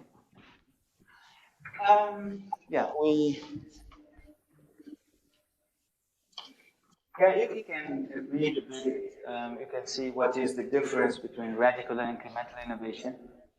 By the way, if you would, you can look at that, and there is a very nice, I would say, way what the authors follow in order to distinguish between radical and incremental innovations. Right? They use the escape, they even put. By the way, this is always what we are striving for in science, is that we try to find approaches, scale, way to conceptualize certain terms, certain concepts. How can I be sure that this innovation is radical or this innovation is incremental? At least I use a scale which is our conceptualization that is known, that has been used in other researches. And the authors use the one by Davenport. That is starting point, frequency of change, time required, participation. But okay, you don't need to know. You need to know this. Another thing, what obviously you need to know. Yeah, I will not ask you on the exam what did Intel do, what did HP did, and what was the innovation by Cisco. Cisco did a circular supply chain. Or anyway, what I'm interested in is the big ideas that are provided in the paper. Yeah, let's say the main findings from the paper, what they do tell us are the innovations that have been implemented by the companies are mostly radical or mostly incremental. So first of all, how many companies have been studied in this paper?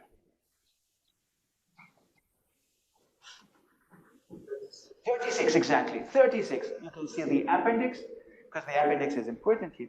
36 have been studied.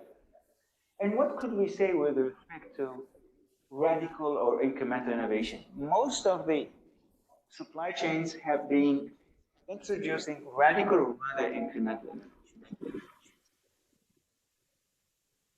innovation. Incremental or radical?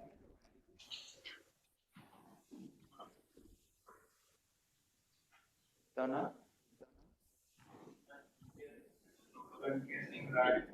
Exactly. They are. Most of them they're radical. But in order to know this, please look at the table. Right? Look at the table you have in the appendix. You have the analysis of all 36 companies. So it is about an award for supply chain innovation. So the companies that have been explored, that have been studied, they are applicants for a supply chain award. Of course, for an application, you have always many submissions. Then the jury will select a certain number of companies that will be, let's say, in the last evaluation, right? So we know that these companies from 2005 and 2009, they have been selected as companies that could possibly get the award. And of course, at the end, 2005, it was Intel that got the prize. Not all companies have to implement all elements of the situation. Exactly. But sometimes they don't implement the cover.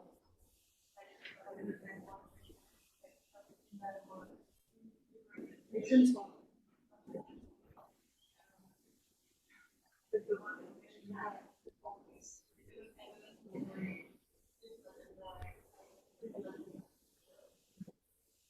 general name, let's say whether it is radical. So, yeah, it's actually, yeah, if we have radical here. So what I mean with the radical, radical in each level, right? So you can say that, of course, is radical. Then it was radical at the end. Radical incremental. Yeah. It's very difficult. So it's not needed. So we need to provide it at different levels. Yeah, it is more precise than saying, okay, it was radical. Okay. Good. So most of the innovations, they are radical, and we can see this in the table. The table, it is not needed that you read the table one moment. If you look, you can see that most of them, they are radical. What kind of innovations are most diffused, actually? Those that have been, let's say, mostly applied by companies. Business processes, network structure, or supply chain technology. You can see once again the table.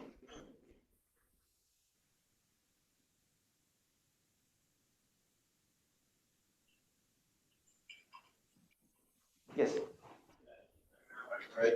And then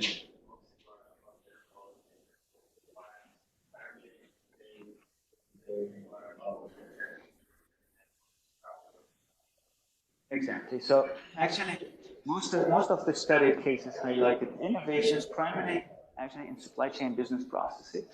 So here they made some changes and indicating that organizations tend to prioritize improving existing processes over altering their supply chain network. Right? So most of them. So very important here is that this one has not been used very much.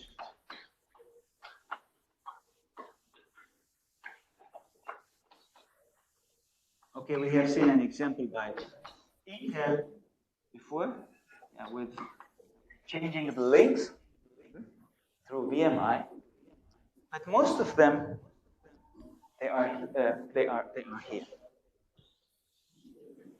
So when changing a network structure, you have also to involve other actors in the supply chain. You have to involve your suppliers. You have to involve perhaps the downstream actors, and these are not under your control, right? You cannot, let's say, impose on your supplier or on your let's say on your supplier to do vendor managed inventory because it is another entity. It is an independent company. You can, if you have power, some companies may have power on their suppliers and they may oblige them to do this, but in general, you have to involve somebody else. So therefore, network structure is not used frequently because this is the explanation. You have to involve others. But for the business process, it is your business process. So if you'd like to improve it, you just have to make a project around, okay, you have just still internal changes, but you have ownership on your company. You can introduce changes. And therefore, most of the changes or the innovations that have been captured, they are about the business processes. Business processes, of course, they could relate to technology. Whenever you change a business process, you may need new technology. Is it clear? Makes sense for you? Hmm? Yes, please.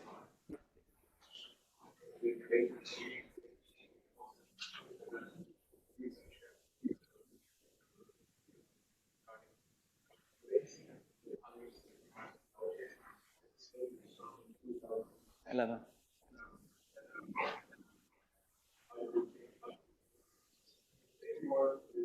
The supply chain innovation definition. So you don't find a lot of papers on supply chain innovation. So and the conceptualization of supply chain innovation. This is really excellent conceptualization. So don't take the paper as the example of Intel, etc. They are a bit older, but take the conceptualization is really excellent. So these are the three dimensions where we what we innovate, and the business school is all around. And you don't find a lot of papers in there. I wrote a paper in 2018 about supply chain innovation. Yeah, I will share it with you as a reading. But you will see also many definitions of supply chain innovation. But this one is really the most complete one. Good. Yeah, like disruptive innovation. Disruptive innovation kept the same definition now for many years. And it is also not good to jump from one to the other. And as long as the definition we can work with, and this is very fun. Any other idea? Could I please add something? Yes, please. I would say I was surprised by the fact that even though the definition was provided, there was no precise way to calculate how much an innovation was disruptive. And it literally said that the degree of it is in the eye of the beholder. So has to be evaluated each time in a different way depending on the actor. But I was surprised by that rather unstructured way measuring it? Yeah, thank you very much for the contribution. It is a very good one. Yeah, I told you this last time. Yeah, it's very, very difficult to assess the level of innovation. Yeah, I told you last time that yeah, in research and science, we use always proxies, which are indirect measures. Yeah, like for example, patents, the number of patents, or the R&D budget that is invested by a company. Yeah, I also agree with you that here they do not provide. Yeah, in general, a scientific paper should not solve everything. So they have one of the most important ideas here is to conceptualize what supply chain innovation is, and they did it really very well. But still, you're very right. Trying to assess how innovative it is, or providing a metric for supply chain innovation, the newness level, it's very, very difficult. And there is, by the way, a lot of um, here, potential for research. So if you come up with a good way of measuring innovation so that is different from the status quo, perhaps it is worth a PhD, right? So, or even more. So it's quite problematic. Yeah. But yeah, for example, if you look at the paper, yeah, they are saying that radical innovation is like the wow. It triggers the wow effect, and you don't find it in all papers, in all scientific papers, that they say really wow effect. But yeah, what is wow? Wow is very, very subjective, and also they say is, as you mentioned, as the student online mentioned, yeah, it is also it could be radical in the eyes of the beholder, and it could be incremental in the eyes of another beholder. So it's very, very different. It means also that innovation could be subjective, right? So it's very, very difficult to conceptualize. But for this lecture, we will not. It is not a yeah, here theoretical innovation course. So we will get this innovation. We get this innovation, and we'll work with it. This is basically what you do in research. It is what you do also in life. That you have a certain understanding of a certain term, and then you start working with it. Good. I hope I could answer your question. Yeah, but yeah, it's very difficult. Your question is very basic. It's very, very difficult. Good. Okay, if no questions, we can go now to the next part.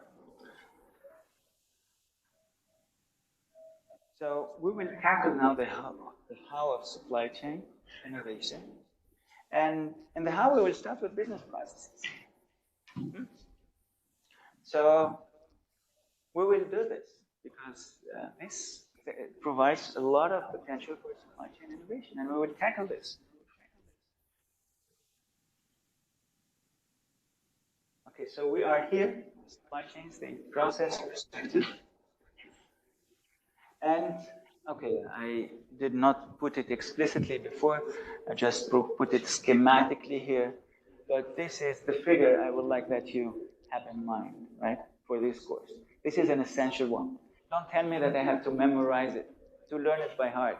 It's not learning by heart, right? So it's just intuitive, right? It's very, very intuitive. Yeah, you have it. You have the three elements, and you have the business model around, and it's it should be known by everyone.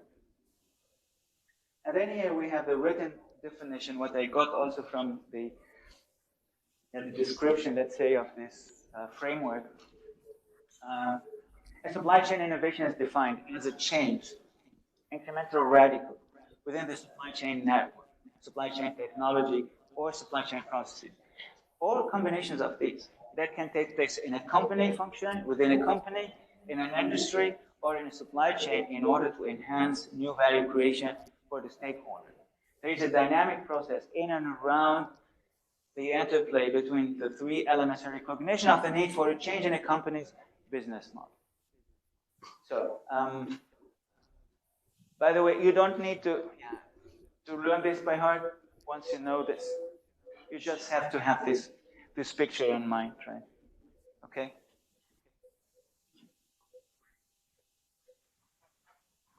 Now, because we focus on the process, I would like to show here a model which is quite known in innovation. It is we have here the rate of innovation, and then the stage of development. So we have here at the beginning of the stage of development. I told you this last week. At the beginning of the development of a product, all the focus is concentrated on the product itself, on improving the product, on making it better, on making it accessible to customers in the way that they can use it, right? Free of bugs. It should be, we try, many startups come, perhaps many companies with different designs until the dominant design is created. So at the beginning of every stage of development, we have a focus on products. And the process is not so relevant at the beginning. What we would like to do is that to convince more or less our customers, the product would be definitely very expensive because the processes are still not very well developed. But when we get the dominant design, so in the S curve, we are in the growth phase. In general, there is a very important stage that will start or that will be triggered, which is the development of better and better processes to make this product. So the rate of innovation of the product will decline over time, but what we will have an improvement in process innovation. So process innovations will take over. Why is it necessary? In order to make the product less and less costly. So the situation is like this. At the beginning, a lot of efforts go into product development. Process doesn't matter, right? So we need just to make that product. We may make it perhaps with all our equipment that serve for another one. So the equipment is not optimized for the new product. But what matters is that product, that it gets better and better. And then perhaps we get our product as a dominant design, then it will get into the growth phase. The product at the beginning is very expensive. Process is very expensive also. And now once we get it into the growth phase and the dominant design, now a new machinery gets into work, which is how to improve the process in order to make the making of this product very or less costly, cheaper and cheaper. And this is how this is. Yeah, it is from 75, but it is like this all the time. All the time it's like this. You can see it. It is empirically the same. It is demonstrated. Always the same thing. At the beginning, product, and then the machinery of process innovation takes place. So, process innovation is extreme, right? And for supply chains are processes. Yeah, we have a lot of processes, so we have to improve our processes in the supply chain. So here we have the importance of managing flows for supply chains. Managing the flow of goods or materials is the one best way to earn money throughout the supply chain. The faster the flow, the more money can be made, both by cutting costs and by increasing revenues. So the management of flows is very important. Now, when we would like to look at a process from an abstract way, an abstract level. So an abstract, what does it mean? A high abstraction, it means we are trying to get rid of all of the details, right? We are looking at the process from an abstract way. Then there is a transformation here. So this is the activity process, and that transforms certain inputs to outputs. So this is what the process does. High abstraction. It could be a process in manufacturing, it could be a process in chemistry, whatever, it always goes the same way. Now, when we look at management, when we look at the processes in companies, in general, we have then a system like this. So we are getting here lower in the abstraction, so we are adding more detail. So we have the transformation, which is the production system of a company, and then we have suppliers providing inputs, of course, this transformation will provide outputs to the final, to the customers or to the next customers. And we have, of course, a management systems that is controlling and planning this transformation system. So this is what supply chain managers are doing. What managers in general are doing is that they are trying to act on this transformation in order to make it more efficient, in order to make it faster, in order to make it cost less, etc. Yeah, what I mean here with filter. The only thing is that we have to have in mind that it's not possible for management to build up its decisions or to make its decisions based on every piece of information that is out there. Management per se will have a filter. It will depend on people, it will depend on the management processes, etc. So they will capture or they will get a selection of the information out there in order to build up their decisions upon that. So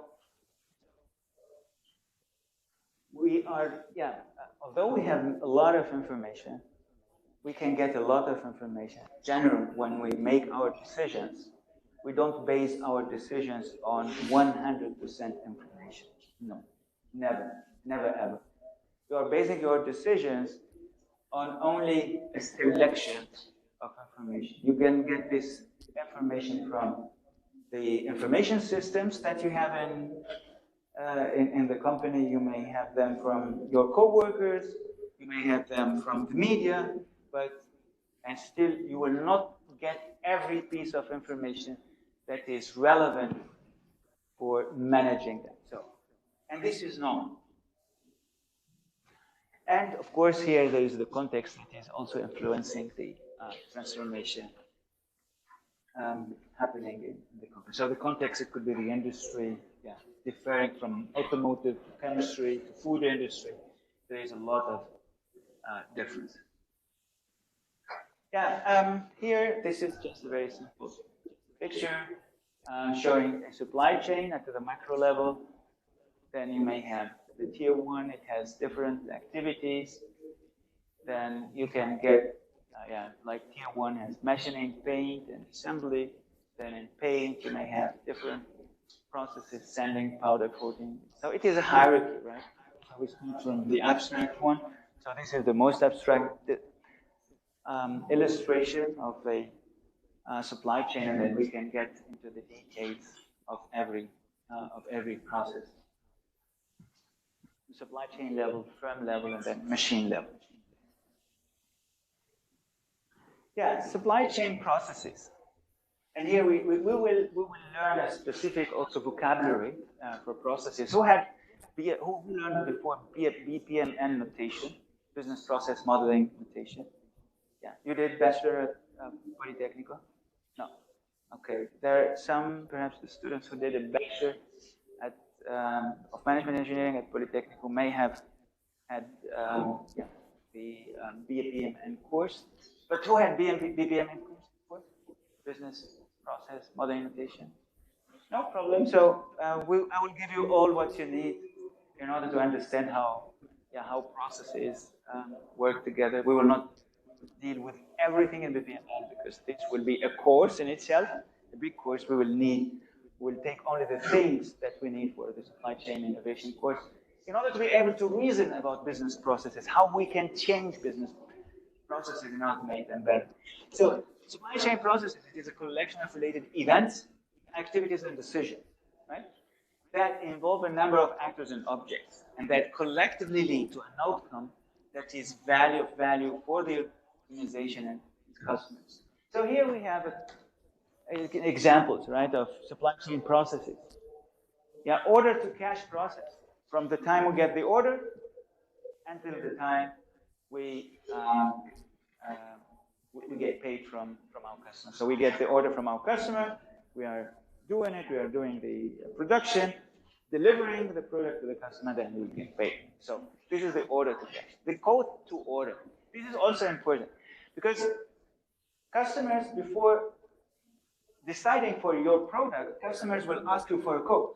What are the features of the product and what are the price?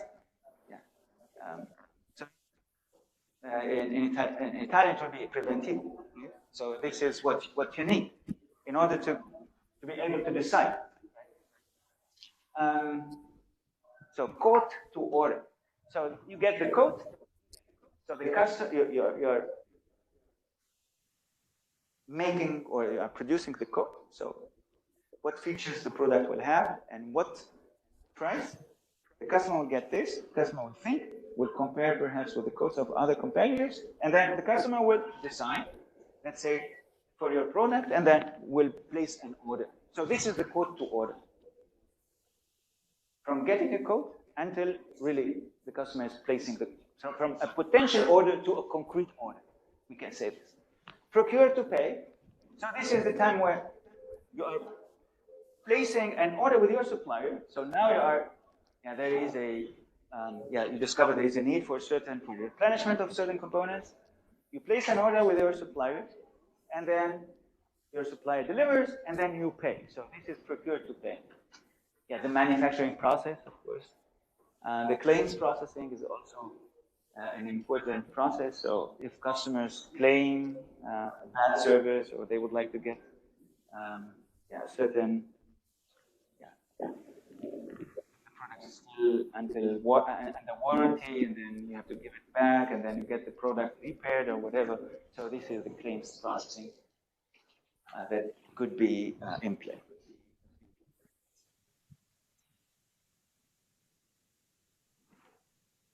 Good. What are the key ingredients of a process? So, and then we will deal with them in detail. So first of all, we have the control flow perspective. Control flow. So this is more or less, it shows us how the process functions, right? So the different activities in the process, where certain activities starts, when the process should end, etc. What are the gateways, which are the conditions in order for certain parts of the process to fire, right? So what needs to be done and when? Predecessor-successor relationship of activities, because certain activities should be done before the others, right? Central information depicted in a process model. And then we have the data perspective. Here, what do we need to work on, right? So input-output data. For example, after having shipped a product to the client, or we have shipped everything to the client, now we have to send the invoice, right? So this is an important document that should be sent by the manufacturer to the customers, the invoice, because only after the customers get the invoice, they will be paying their clients. Sorry, their suppliers. Then we have the resource perspective. Who is doing the work? So the resource perspective, who is doing it? So for example, let's say you get an order from your client, a request from the client. You have to check whether you have the product on inventory or not. You have it on stock or not. So who should do that? Should a warehouse operator do that? Or it should be done automatically, let's say, by the ERP system, right? The ERP system that, if it is all the data in the ERP system is 100% correct, because there may be discrepancies. We should be very clear between the information system, what you have in the ERP, the enterprise resource planning system, and then what you have really on the shop floor or in the warehouse, whatever. So if everything is fine and then the systems are always updated and correct, then perhaps the ERP system will do that. Will check whether you have enough products to make the delivery to the customer. Okay, so once again, control flow. This is what we will focus on. What should be done in order to do the process, and then we have the data perspective and resource perspective. Also, the resource perspective is for us extremely relevant. Who is doing what? Just here, a short, perhaps, information about processes. We can make the difference between the core processes, the core ones, who wants to procure materials, procure products, market products, etc. So these are the processes that create value for the customer, right? And to manage customer service or deliver products and manage customer service. So they create really value. But we have also support processes. So this process, these support processes, they enable the core processes. So when you manage the personnel, for example, you schedule your personnel, the staff working on the machines in the right way, appropriately. Of course, you will be enabling the core process. You'll be enabling the delivery of value to the customers. And you have the management processes. Define vision, develop strategy. They're providing a kind of guides, rules, and practices in order to deal with to make the core processes. So I don't know, for example, in the management, you need to develop a strategy, right? So yeah, we have seen last week that companies cannot make products or innovate products that are opposed to their strategy. So Apple doing a low-cost smartphone. So, and therefore, these management processes provide guides for the value creation. Okay.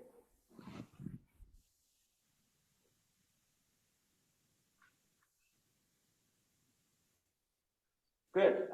Yeah, we'll finish this, and then we can go for a short break. So how could we evaluate supply chain processes? We can evaluate them based on certain criteria. For example, importance. Which supply chain processes have the greatest impact on the organization's strategic goals? Yeah, here there are no formulas, of course. Yeah, you can say, okay, the order to cash for me is most important process. Yeah, or the quote to order is most important process. So when the quote to order processes go very fast, it means that we are providing quotes that are convincing for our customers, and therefore customers are coming back very quickly. Let's say if you provide a certain quote, and you get tomorrow the order from a customer, it's great because the quote was very good for the customer. Then the dysfunction, which supply chain processes are the deepest trouble. I don't know. The claims processing perhaps in the biggest trouble. Yeah, whenever our customers send us the product back or certain claims, we are not able to respond to them very quickly, and there are always problems. Repair problems, whatever. So this could be a dysfunctional process. Which processes are dysfunction? And feasibility. Which supply chain processes is the most susceptible to successful process management? No, this is also an important thing. So you identify that many things are going wrong. There are many things going wrong in a company.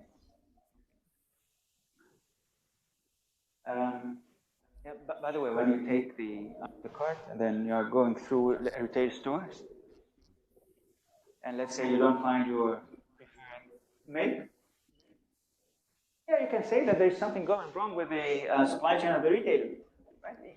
Normally, supply chain should have always been targeting that supply is equal to demand, right? But here, the product that you want is not there, so they have a problem there.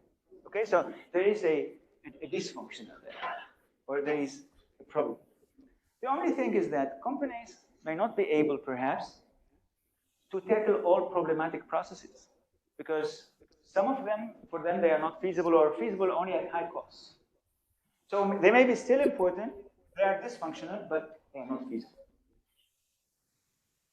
They may be important, dysfunctional, but yeah, we can fix that process very quickly. So it's very feasible and at low cost. So this is something we have to take always into account when thinking about processes. Clear?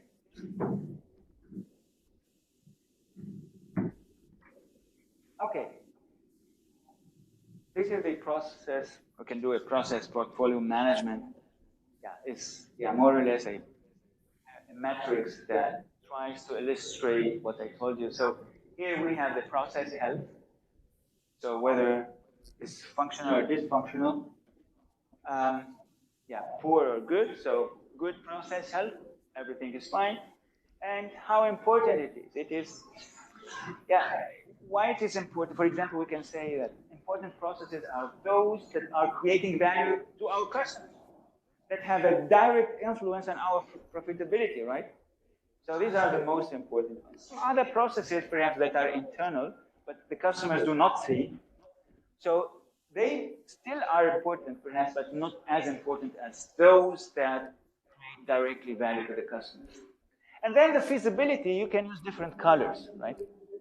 You can use different. So perhaps orange is, I don't know, middle feasibility. Green is highly feasible. So you can think of how to represent the third dimension. Yeah, about feasibility. So good. And then obviously, yeah, the quadrant that you have to focus on, because if you have all of these processes and you would like to start improving things, you cannot launch 20 projects in your company. No, it's not possible. Perhaps you can manage 2 or 3 improvement processes. So yeah, you say, okay, I will focus rather at the beginning on these, and even these perhaps. So those with poor process health, so they are dysfunctional, completely dysfunctional at the moment, and they're so important for value creation for us as a company, as a supply chain. So this is a kind of prioritization of those processes that we would like to innovate in, we would like to improve, either incremental or radical. So it's not a problem here. And still, perhaps there are too much or too many, and we can still do more prioritizations of which ones to start with and which ones will follow afterwards. Good. Yeah. What? Any question before? Any question? Any comment on this? Any idea? What about having a short break? Let's say 10 minutes break, and then we continue afterwards. So we continue at 11:12.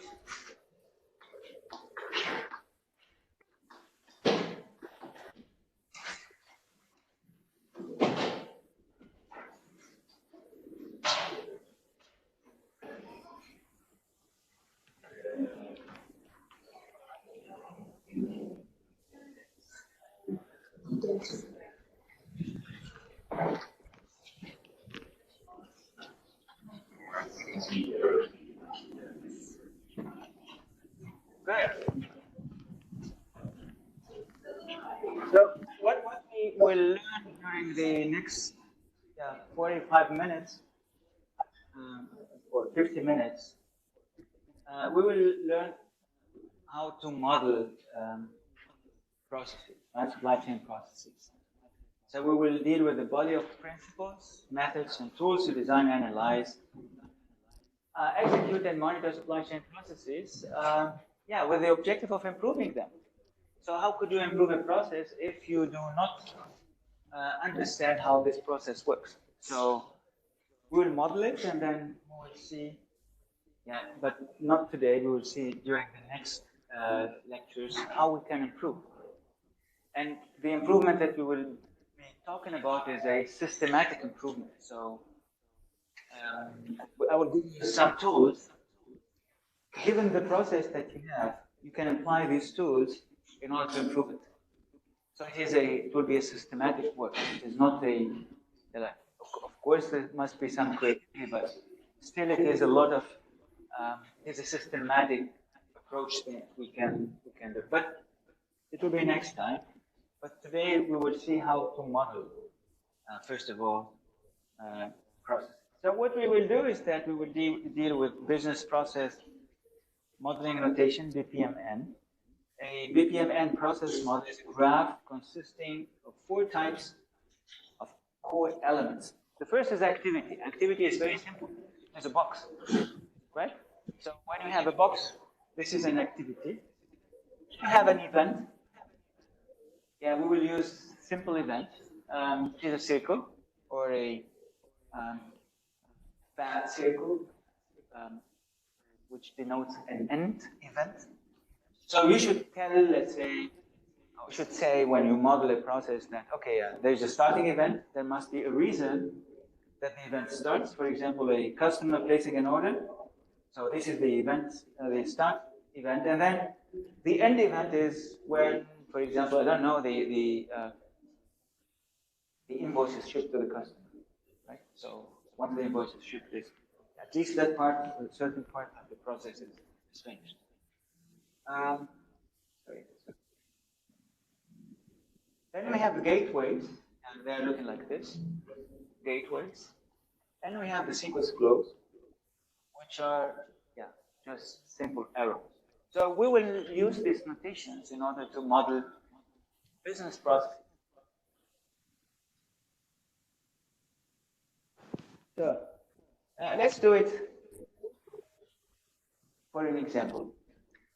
I will read here because this is the process that we will model. A typical order to cash process is triggered by the receipt of a purchase order from a customer. The purchase order has to be checked against the stock regarding the availability of the items requested. Depending on stock availability, the purchase order may be confirmed or rejected. Very simple.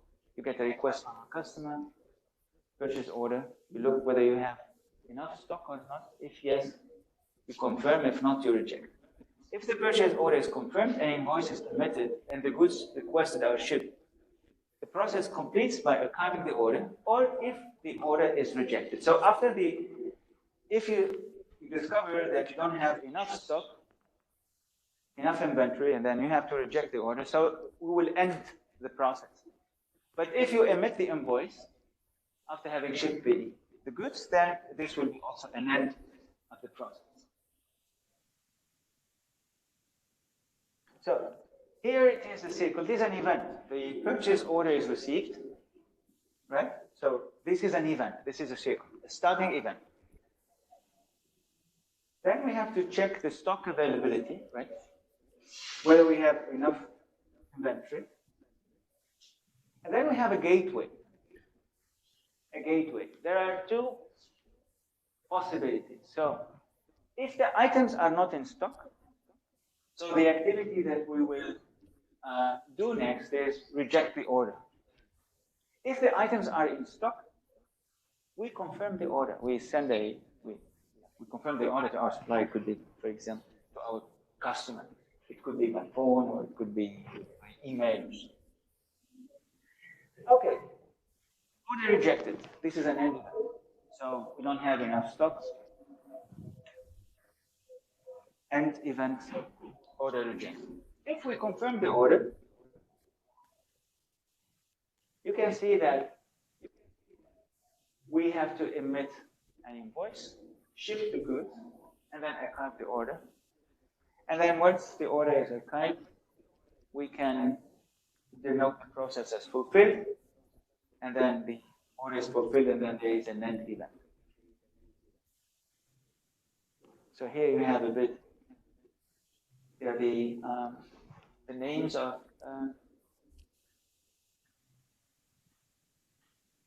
the control flows. We have the standard event, start event, and the activities, end event, etc. And then we have the split gateway. We have a split gateway when an incoming sequence flow is splitting, right? So we are splitting. Or we can have a join event like when we have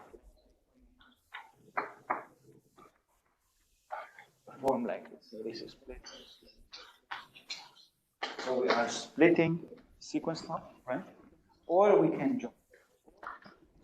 So both come and then disjoint.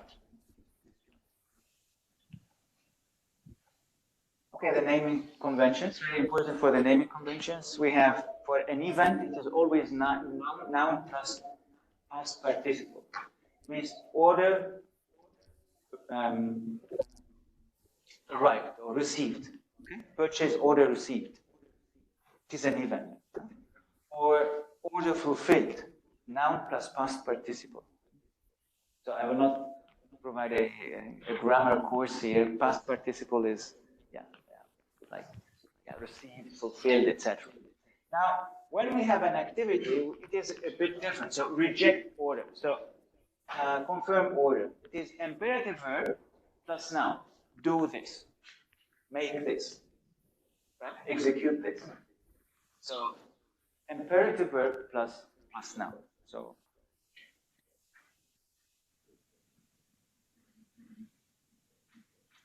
okay, activities capture the work performed in a process. We can have different types of activities, and activities represent the process, triggers, and outcomes. We have seen this. Gateways capture forking and joining, so splitting, forking and joining, right? Paths and control flows. We may have different types of gateways. We will see this also. And then we have sequence flows represent the order in which activities and events have to be performed. Okay, before we have seen the orders, confirm order, emit invoices, emit the invoice, then ship goods, and then archive the order. Right? But we could have done it also this way. Why not? Confirm the order, ship the goods, emit the invoice. So instead of having ship goods or emit the invoice and ship goods, we could have it differently. The reverse, ship the goods and then the invoice. Yeah, it depends on the company, it depends on how they would like to do it, but it's okay. Yeah, it depends on the context. But both are logical. But you cannot archive the order unless you have shipped the goods and then sent the invoice. So archiving the order is really done after you have finished everything. So this is a logical sequence. So it should be like this. And then you cannot send an invoice before confirming the order. So you cannot say, I send the invoice and then I confirm the order. No, I confirm the order and then I send the invoice. So this is a sequence, a logical sequence that we have to respect. Okay, so I will show you now the tokens game. Yeah, very interesting how it happens actually inside BPMN. When we have, let's say, there will be a token created. What does it mean, a token created? It means that we will have a purchase order received. So we receive a purchase order. Order 1. So this is a token. It takes a bit of time, but yeah, it is a token. And then, once it is there, it has no other choice than to go through the activity check stock availability. None? Okay. It is there, it waits. And then, yeah, now the token is there, it means the order is within the activity check stock availability. Now, it has been done. And then there is a gate. Then it is in front of the gate. So there are two choices. It depends on whether the stock is available or not. If it is available, it will go through because items in stock. If not, items are not in stock, it will go through the other activity. So you'll see the token will go there. Yeah, it's actually more fluid here. So I don't know. It's too sudden the movement of the token. So because of the delays, I think it's too fluid. Okay. Now, another token may be created. Why? Because we got order 2. And then we check the stock availability. No. So, it is rejected. Why? Because we don't have it on stock. Now, order 3, there is a third order coming. And you can see here, yeah, very interesting. When we reach the end event, then the token disappears. So the token disappears always in at the end event. And then we have order 3, etc. It can go through different whatever, different activities, etc. Now, a little bit more on the events. A start event triggers a new process instance by generating a token that traverses the sequence flow, token source. So a start event is a token source. And we call it a process instance, right? You see, I'll come back here. So the process is this one, right? So the process is everything here. So from the start event until the end event, etc. But every time we are creating a token and the token goes through different branches of the process, it means we are creating a process instance, right? So every time we have a new order, we have a new process instance. Yeah, this is a simple process, but we may have processes that are very complex, so we may have creation of different process instances. But the process is here, it's the same, right? So an instance is like a way of executing that process. With every token, we have a different way of executing that process. So we are creating a process instance. So we may here create two process instances depending on the order. Either we go from checking stock availability to rejecting, or we may get from checking stock availability and to archiving the order from stage. An event signals that a process instance has completed with a given outcome by consuming a token. So this is a token zig. So as we have in the event, the starting event, the token that is created in this end event, there is a token zig. So the token disappears, right? It goes away.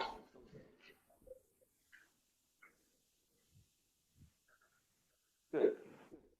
Supply chain process models can get quite complex. So here, perhaps you see different gateways. We have this gateway. So I try to explain to you first the gateway. So this is an XOR gateway. And plus, this is and then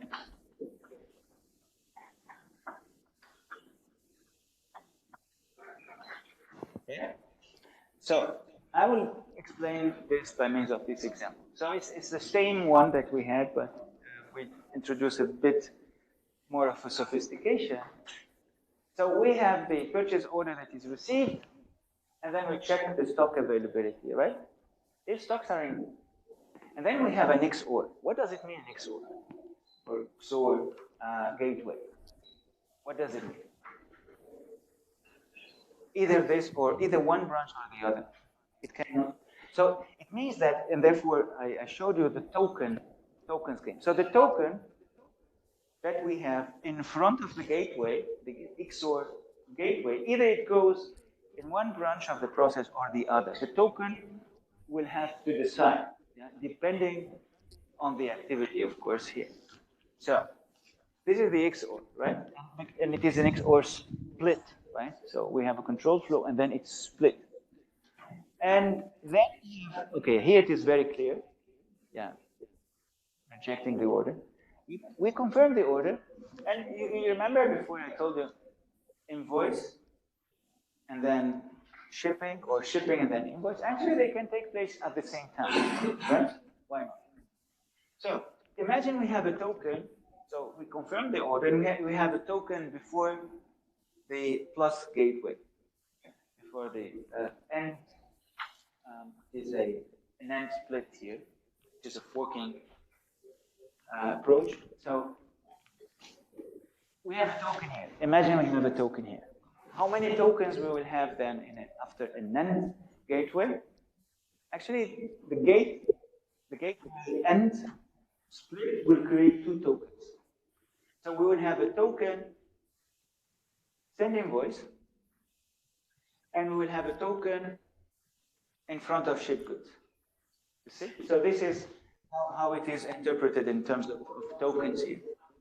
And then let's say send invoice is done very quickly and shipment takes place.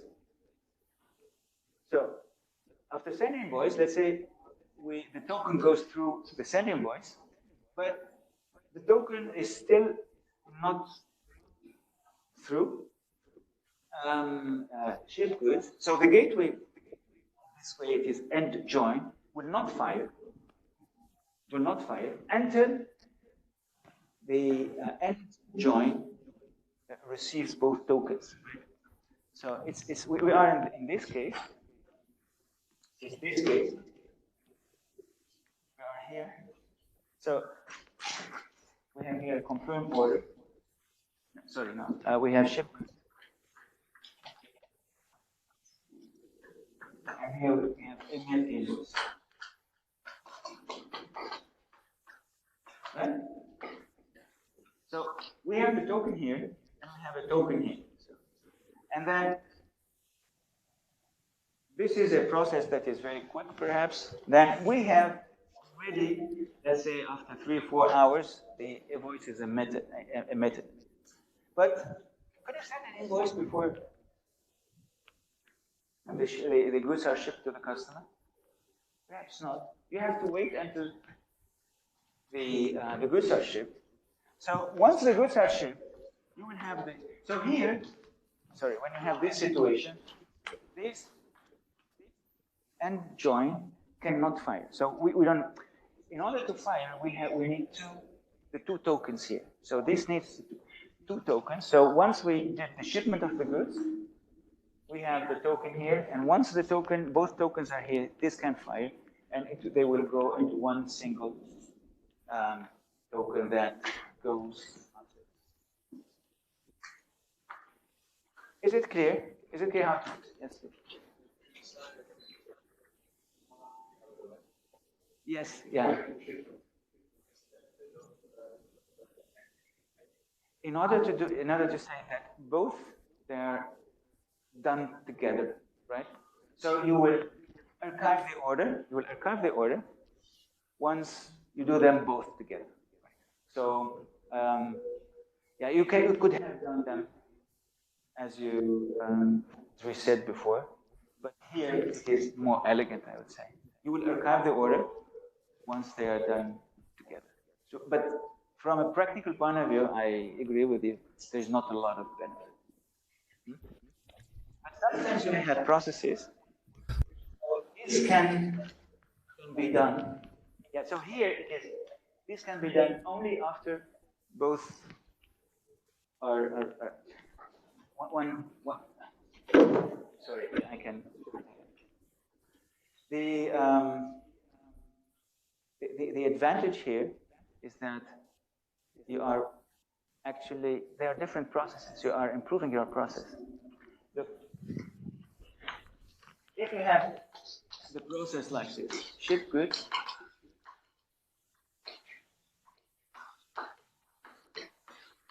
and you have here emit invoice,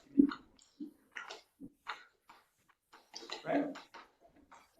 So this needs 3 days to be done. And only after shipping the goods we need to send. So and this needs 1 day. So the whole process will be done in 4 days. Right? Because there's it. Here, this needs 3 days. And this needs 1 day. How long does it take here? 3 days, exactly. So that's no different.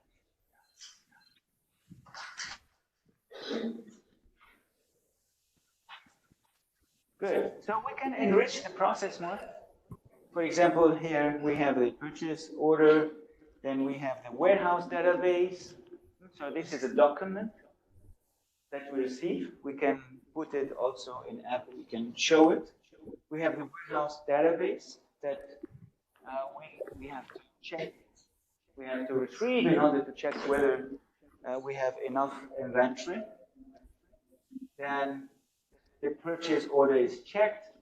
Then it has to go to the confirm order and the reject order. Then once it is rejected, we have purchase order rejected, right? So it is a document with a rejection on it, let's say. Then we have purchase order approved coming out of the confirmation of order. Then this will be the basis for the invoice, because the purchase order is actually the basis for the information that is put in the invoice. Then we get the invoice out of it. Then the purchase order will get into ship goods and shipment notice, right? So shipment notice is sent perhaps to the customer, meaning that there would be something coming to you. So you have to be on, let's say, on 28th of this month, there will be a shipment coming, so you have to prepare yourself. Purchase order approved. This can go to the archive, and then this will go to the orders database where all orders are archived. So these are also the other information that we can add, let's say, to the BPMN model to enrich it. But in general, we don't put this information, right? We focus only on the control flows, etc. So the data, this kind of data, we don't show it in general, no. Okay, so yeah, just here to detail a bit what we have done. We have a data object that captures an artifact required or produced. Purchase order into emit invoice. Out of it we get another document which is the invoice. The data store, it could be the oracles here, is a place containing data objects that persist beyond the duration of the process instance. It is used by an activity to store as output or retrieve as input. So here, obviously, we are retrieving client information. And then once we archive the order, we place the archived order on that database. So we can retrieve or store data objects. Good. Is it clear? Yeah, it's actually quite straightforward. So this is the difference between data stores and data objects. Then we have the resources.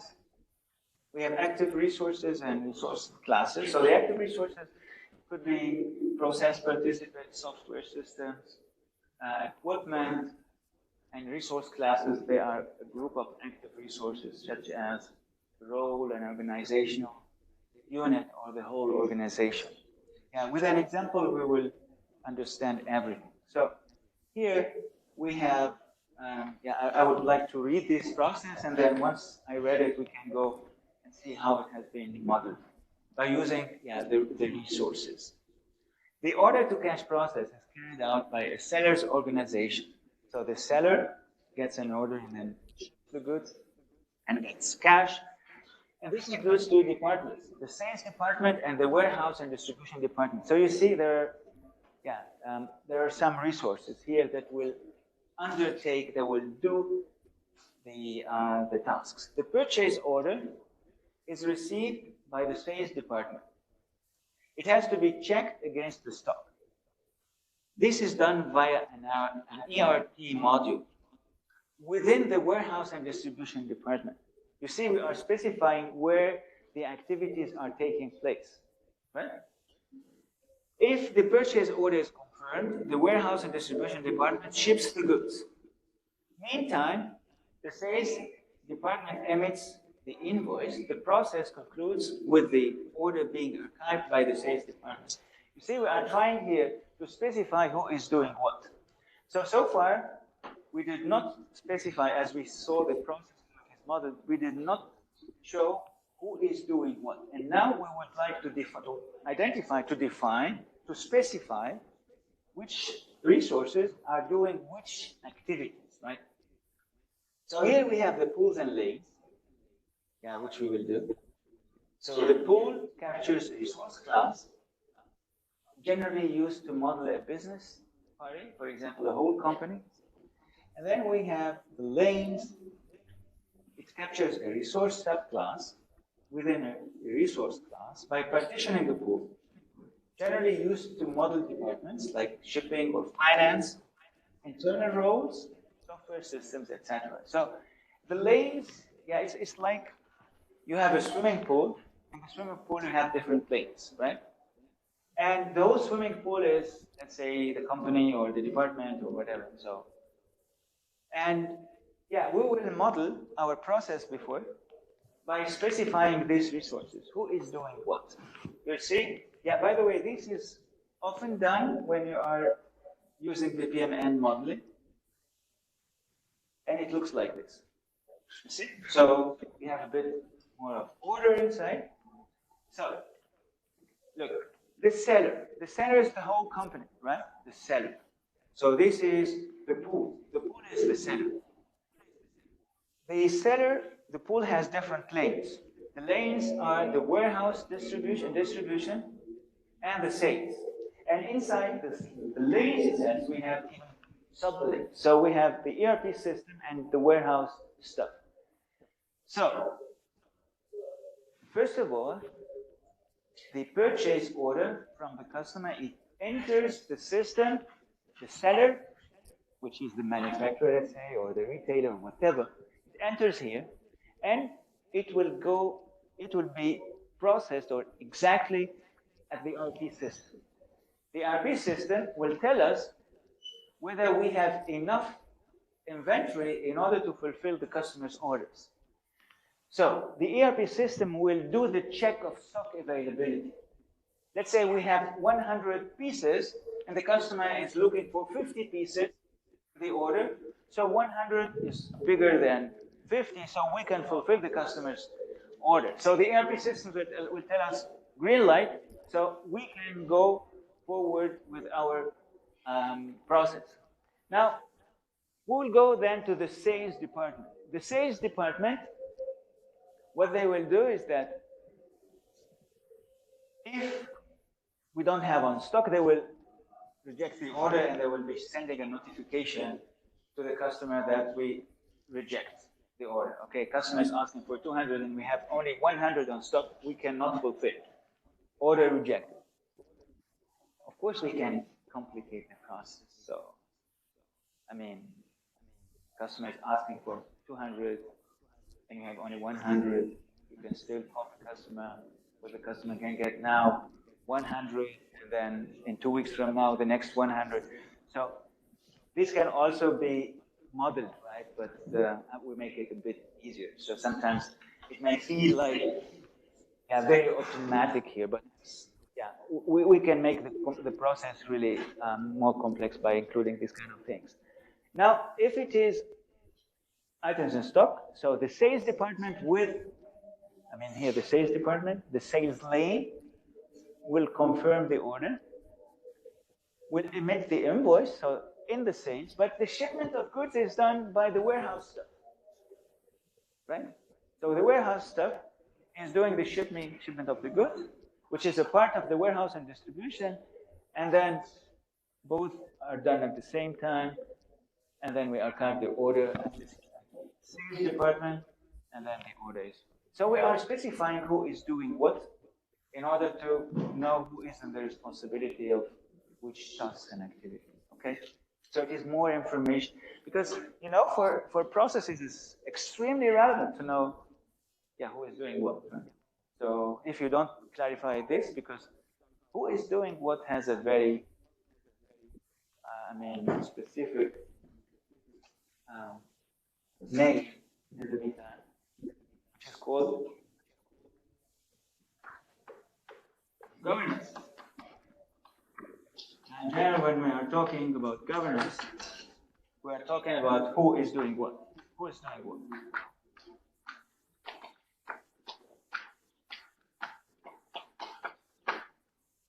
Okay?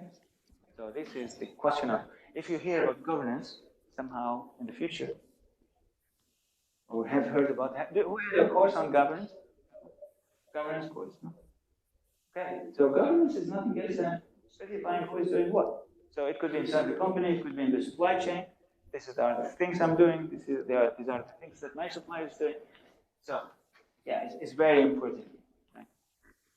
In order for a company to function, the supply chain to function, we have to specify this.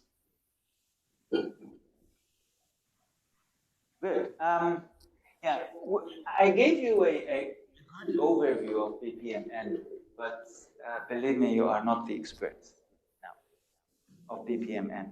But you know enough of BPMN in order to follow this class, because this class is not a course on BPMN, right? Yeah, you can have a 50-hour class on BPMN, but we have enough information, enough knowledge now to think about processes and to think about supply chain innovations, how to improve.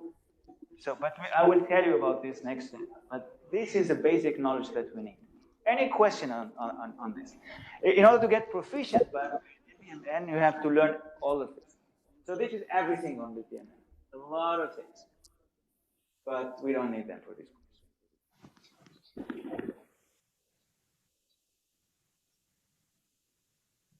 Any question on this? Any questions so far? So it is a poster. You can download it on the internet, by the way. And you can get all of the information you need on BPM. And if you would like to, you have also the link where I got this. And really, it is everything. Huh? Everything.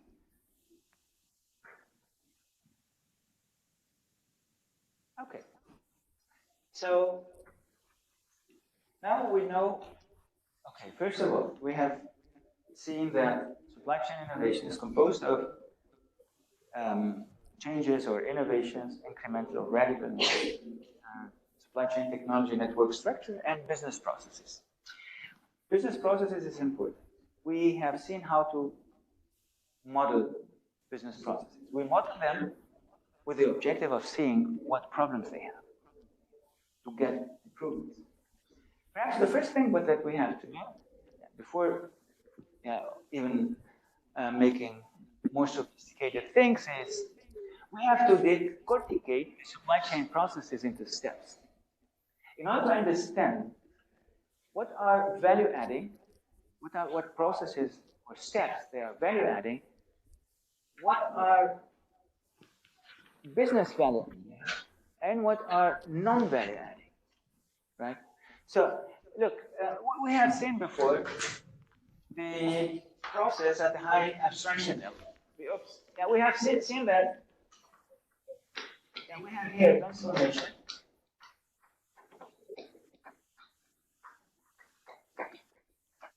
Then we have inputs here. And we have outputs.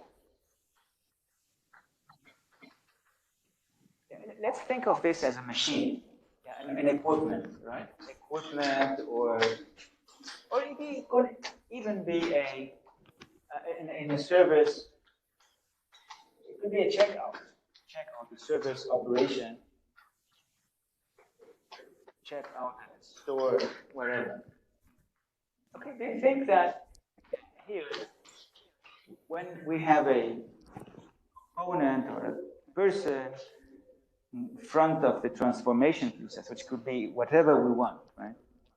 That this piece here would start directly with the transformation process? Perhaps not. Right? There may be here some waiting processes, right? Then it will get into transformation, and then even after, perhaps there may be some stocking, right? Especially if we are talking about components or even another queue. So in general, there are steps performed before a task. Then we have the task itself, and then there will be steps after the task in preparation for the next one. And therefore, in general, what we can do is that we distinguish between three types of processes. Those that are value adding, those that are business value adding. What does it mean, business value adding? We'll see. So we need them for us to operate the business. Although from the customer perspective, they have no sense. Customers are not interested in that. Customers are not interested in so whether you are how you are doing certain processes inside. We will have some examples afterwards. And then we have non-value adding steps, things that are actually just waste. We have to perhaps think about just eliminating it. So you see, first, categorizing the processes or the steps like this, value adding, business value adding, non-value adding, will be helpful for us to improve our processes, to innovate our business processes for supply chain innovation. So here we have the definition of what value adding activities are. So value adding activities are producing value or satisfaction to the customer, right? So criteria. Is the customer willing to pay for it? Would customers agree that this step is necessary to achieve their goals? What about eliminating this activity? Will the customer feel that change? So these are the questions that you should ask in order to understand, in order to identify whether a task is value-adding or not. Of course, we would like to have our processes composed only of value-added processes, because at the end of value-added steps, because at the end our customers will pay us for the value-adding activities, the activities that create value.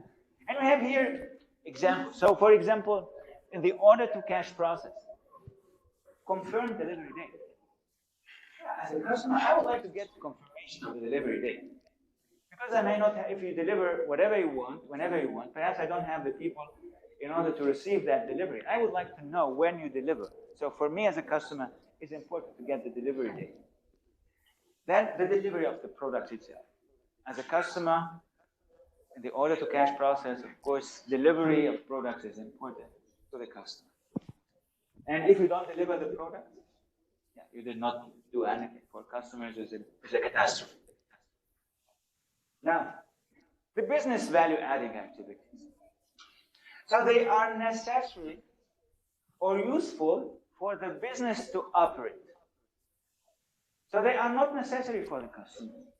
Customers don't bother about your internal processes, which documents will be created inside the organization in order to fulfill the customer's order. I don't bother. What I would like to see, I would like to see confirmation date, I would like to get the invoice, I would like to get the products, but everything else you do, I'm not interested in. So, first of all, in order to understand whether it is a business value-adding activity or not, we have to ask the question, is this step required in order to collect revenue, to improve or grow the business? Your customer is not interested in whether you are able to grow your business or not. Would the business potentially suffer in the long term if this step was removed? It's not the customer. We are not saying it's the customer will suffer. We're saying whether the business will be suffering. Does it reduce risk of business losses? And is this step required in order to comply with the regulatory requirements? For example, the financial statements. Your customer does not bother whether a company at the end of the year submits a financial statement or not to the tax office, right? So the regulation would oblige every company that every financial statement has to be audited by a third-party auditor, third-party financial expert. For the customer doesn't bother whether you do it or not. So if you don't do it, you will have compliance problems. But for the customer, as long as the products are good quality, on-time delivery, it's fine. So order to cash process. Check customers' credit worthiness. This is important, right? Check customers' credit worthiness. What does it mean? You look at your database, whether the customer pays on time, from a historical point of view, or the customer has paid or did not fail in paying. The customer that failed in paying and then would like to have another delivery, perhaps you will not deliver to that customer. So it's highly risk customer, right? Issue invoice. Okay, here this is also important for the business. Collect payment. Customer does not bother whether you are collecting payments or not. Collect customer feedback. For example, from customer's perspective, is always a big hassle. Actually, do you like this survey? You have to go through the survey. Minutes. For some companies, it's so important because they can get the feeling of their customers, whether they're satisfied with the service or with the order delivery or not. For the customer, it's an extra hassle, right? Extra work that doesn't work. Good. So these are business value-adding activities. So we have to minimize them. So we will not be able to eliminate them completely. There will be always business value-adding activities. Now, non-value-adding activities. This is what we have to remove. So these are the ones that are neither value-adding nor business value-adding. And these are activities that customer would be unwilling at all to pay for. So the non-value-adding activities, they are, for example, handovers, context switches. Yeah, what is a context switch? Context switch is when, for example, workers are changing the context very frequently. What does it mean? For instance, let's say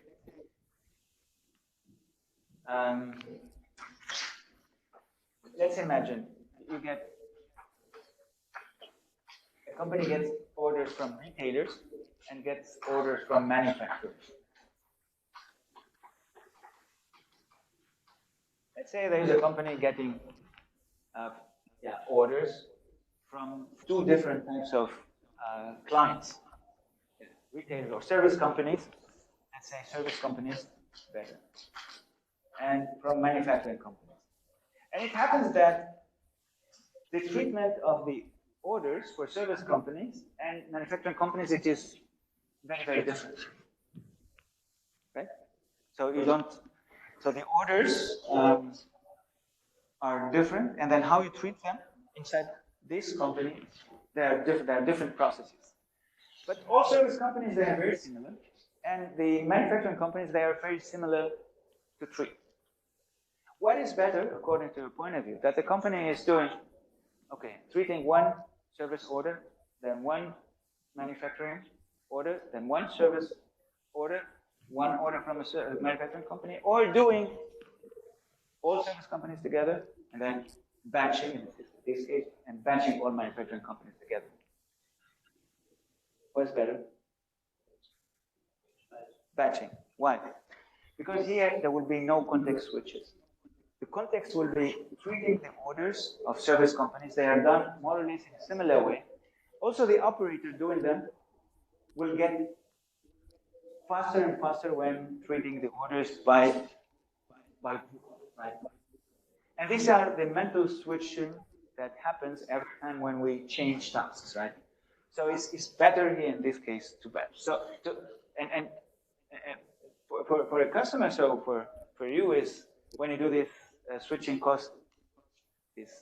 context very frequently, you are just wasting a lot of time inside the organization because people have to go out from service company, order treatment, go into manufacturing, and then once they get a bit better in doing that, then you have to do then a service company order, etc. So we have to reduce this.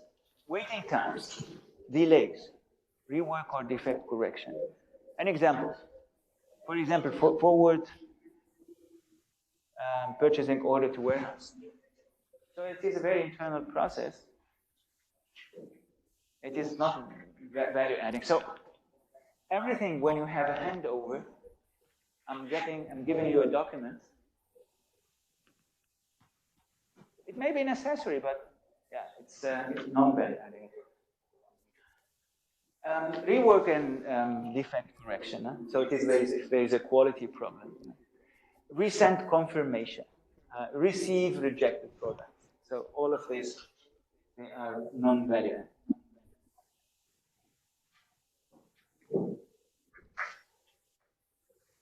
Good. Yeah, here we have a kind of exercise, but you can think of it. You can look at it perhaps and think of it. We have also the solution right after that slide, but do not look at that solution. So here we have the different activities or the different steps. First of all, we have here a company called Build It. Build It is a construction company. It is a fictive construction company. Right? Build It. Build It does not have its own equipment, but what does it do? Build It rents equipment. I don't know, is drilling tools and tools, yeah, you know, and in the construction site you need a lot of tools, and there are sometimes big tools, right, that they need in order to do certain activities. So they are a construction company, but they do not have their own tools. They are renting them. For instance, do you know there's a company that is very known for renting construction tools? Hilti. You know Hilti? Hilti is a Swiss company. What they are doing is they are actually renting construction tools for construction companies. Good. So let's say, yeah. But this is not Hilti. This is a construction company that needs Hilti. So build it. We see here that we have 3 lanes. We have the site engineer, who is the one who is working on the site, on the construction site. We have the clerk doing some administrative work. And we have the works engineer, who is, let's say, the boss of both, of the clerk and the site engineer. He is the responsible manager. So, the site engineer working close to the construction site needs a certain equipment.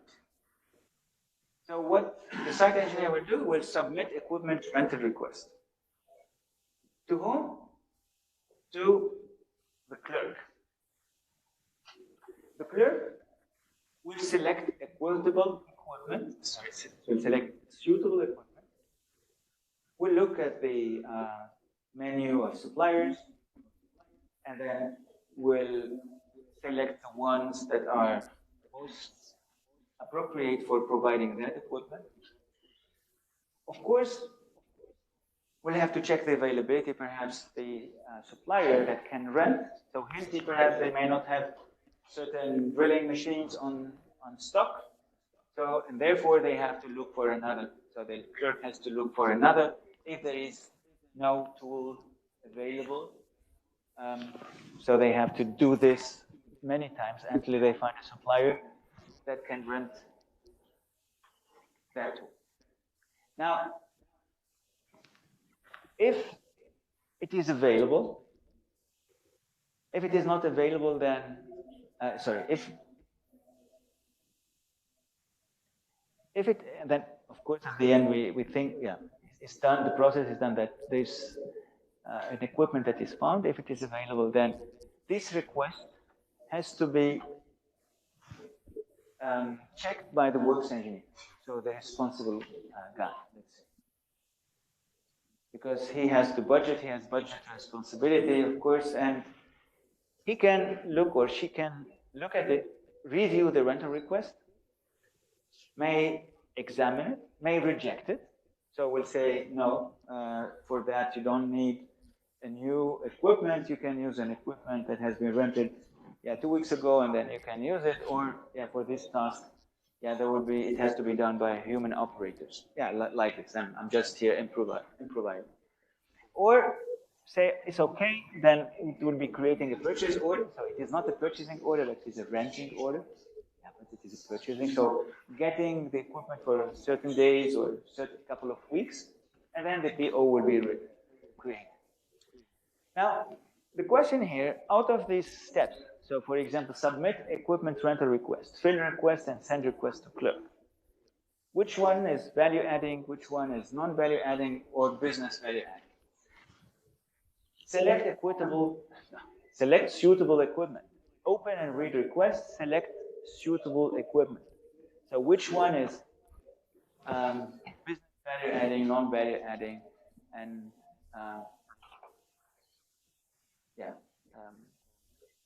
or value adding? Then the same thing here. Let's go one by one, and then we will finish here. So fill request and send request to clerk. What do you think here? Fill request, is it value adding, non-value adding, or business value adding? Don't look at this slide, the next slide. Try to think about it. And send request to clerk. Okay, let's start with the easier one. Send request to clerk. Is it value adding, non-value adding, or business value adding? Non-value adding is a handover. Very, very easy. So when you see a handover from one lane to another, so a narrow going from one lane to another, then it is handover, then it is non-value adding. Okay? And field request.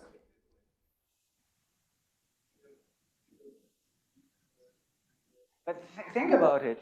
If you capture that request wrongly, what would be the consequence then for the customer?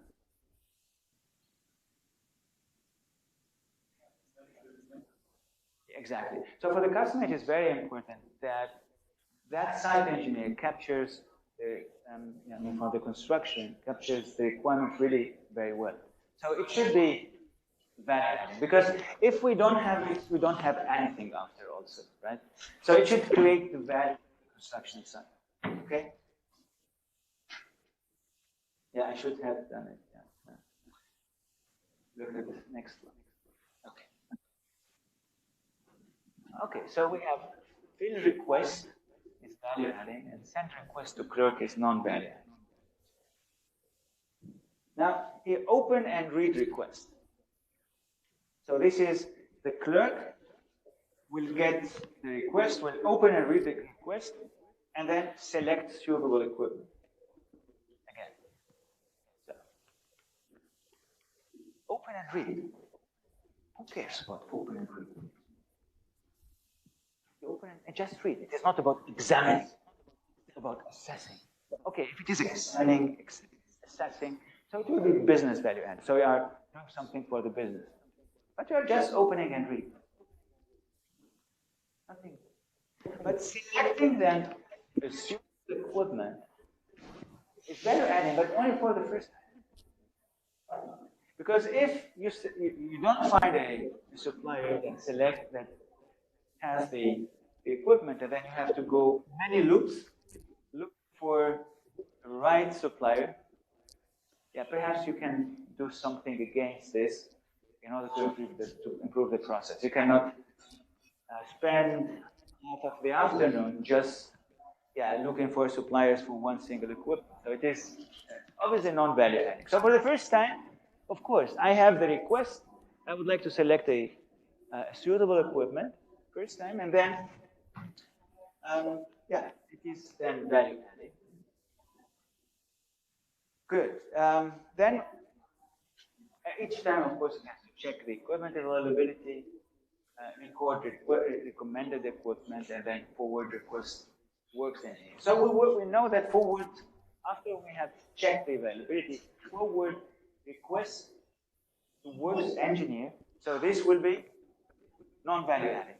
But check equipment availability. First time, perhaps it's okay. But then, it will not be. So if we do it many, many times, it's not value adding.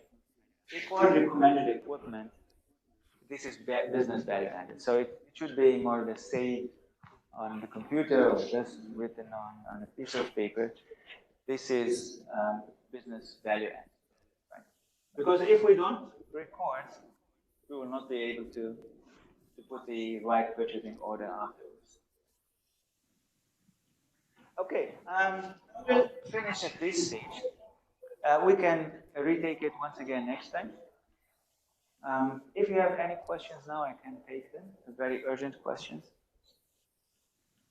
Yeah, my theory is proved every time, because before lunch, in general, no urgent questions. Urgent questions come after lunch always. Thank you very much for attention. I see you next time.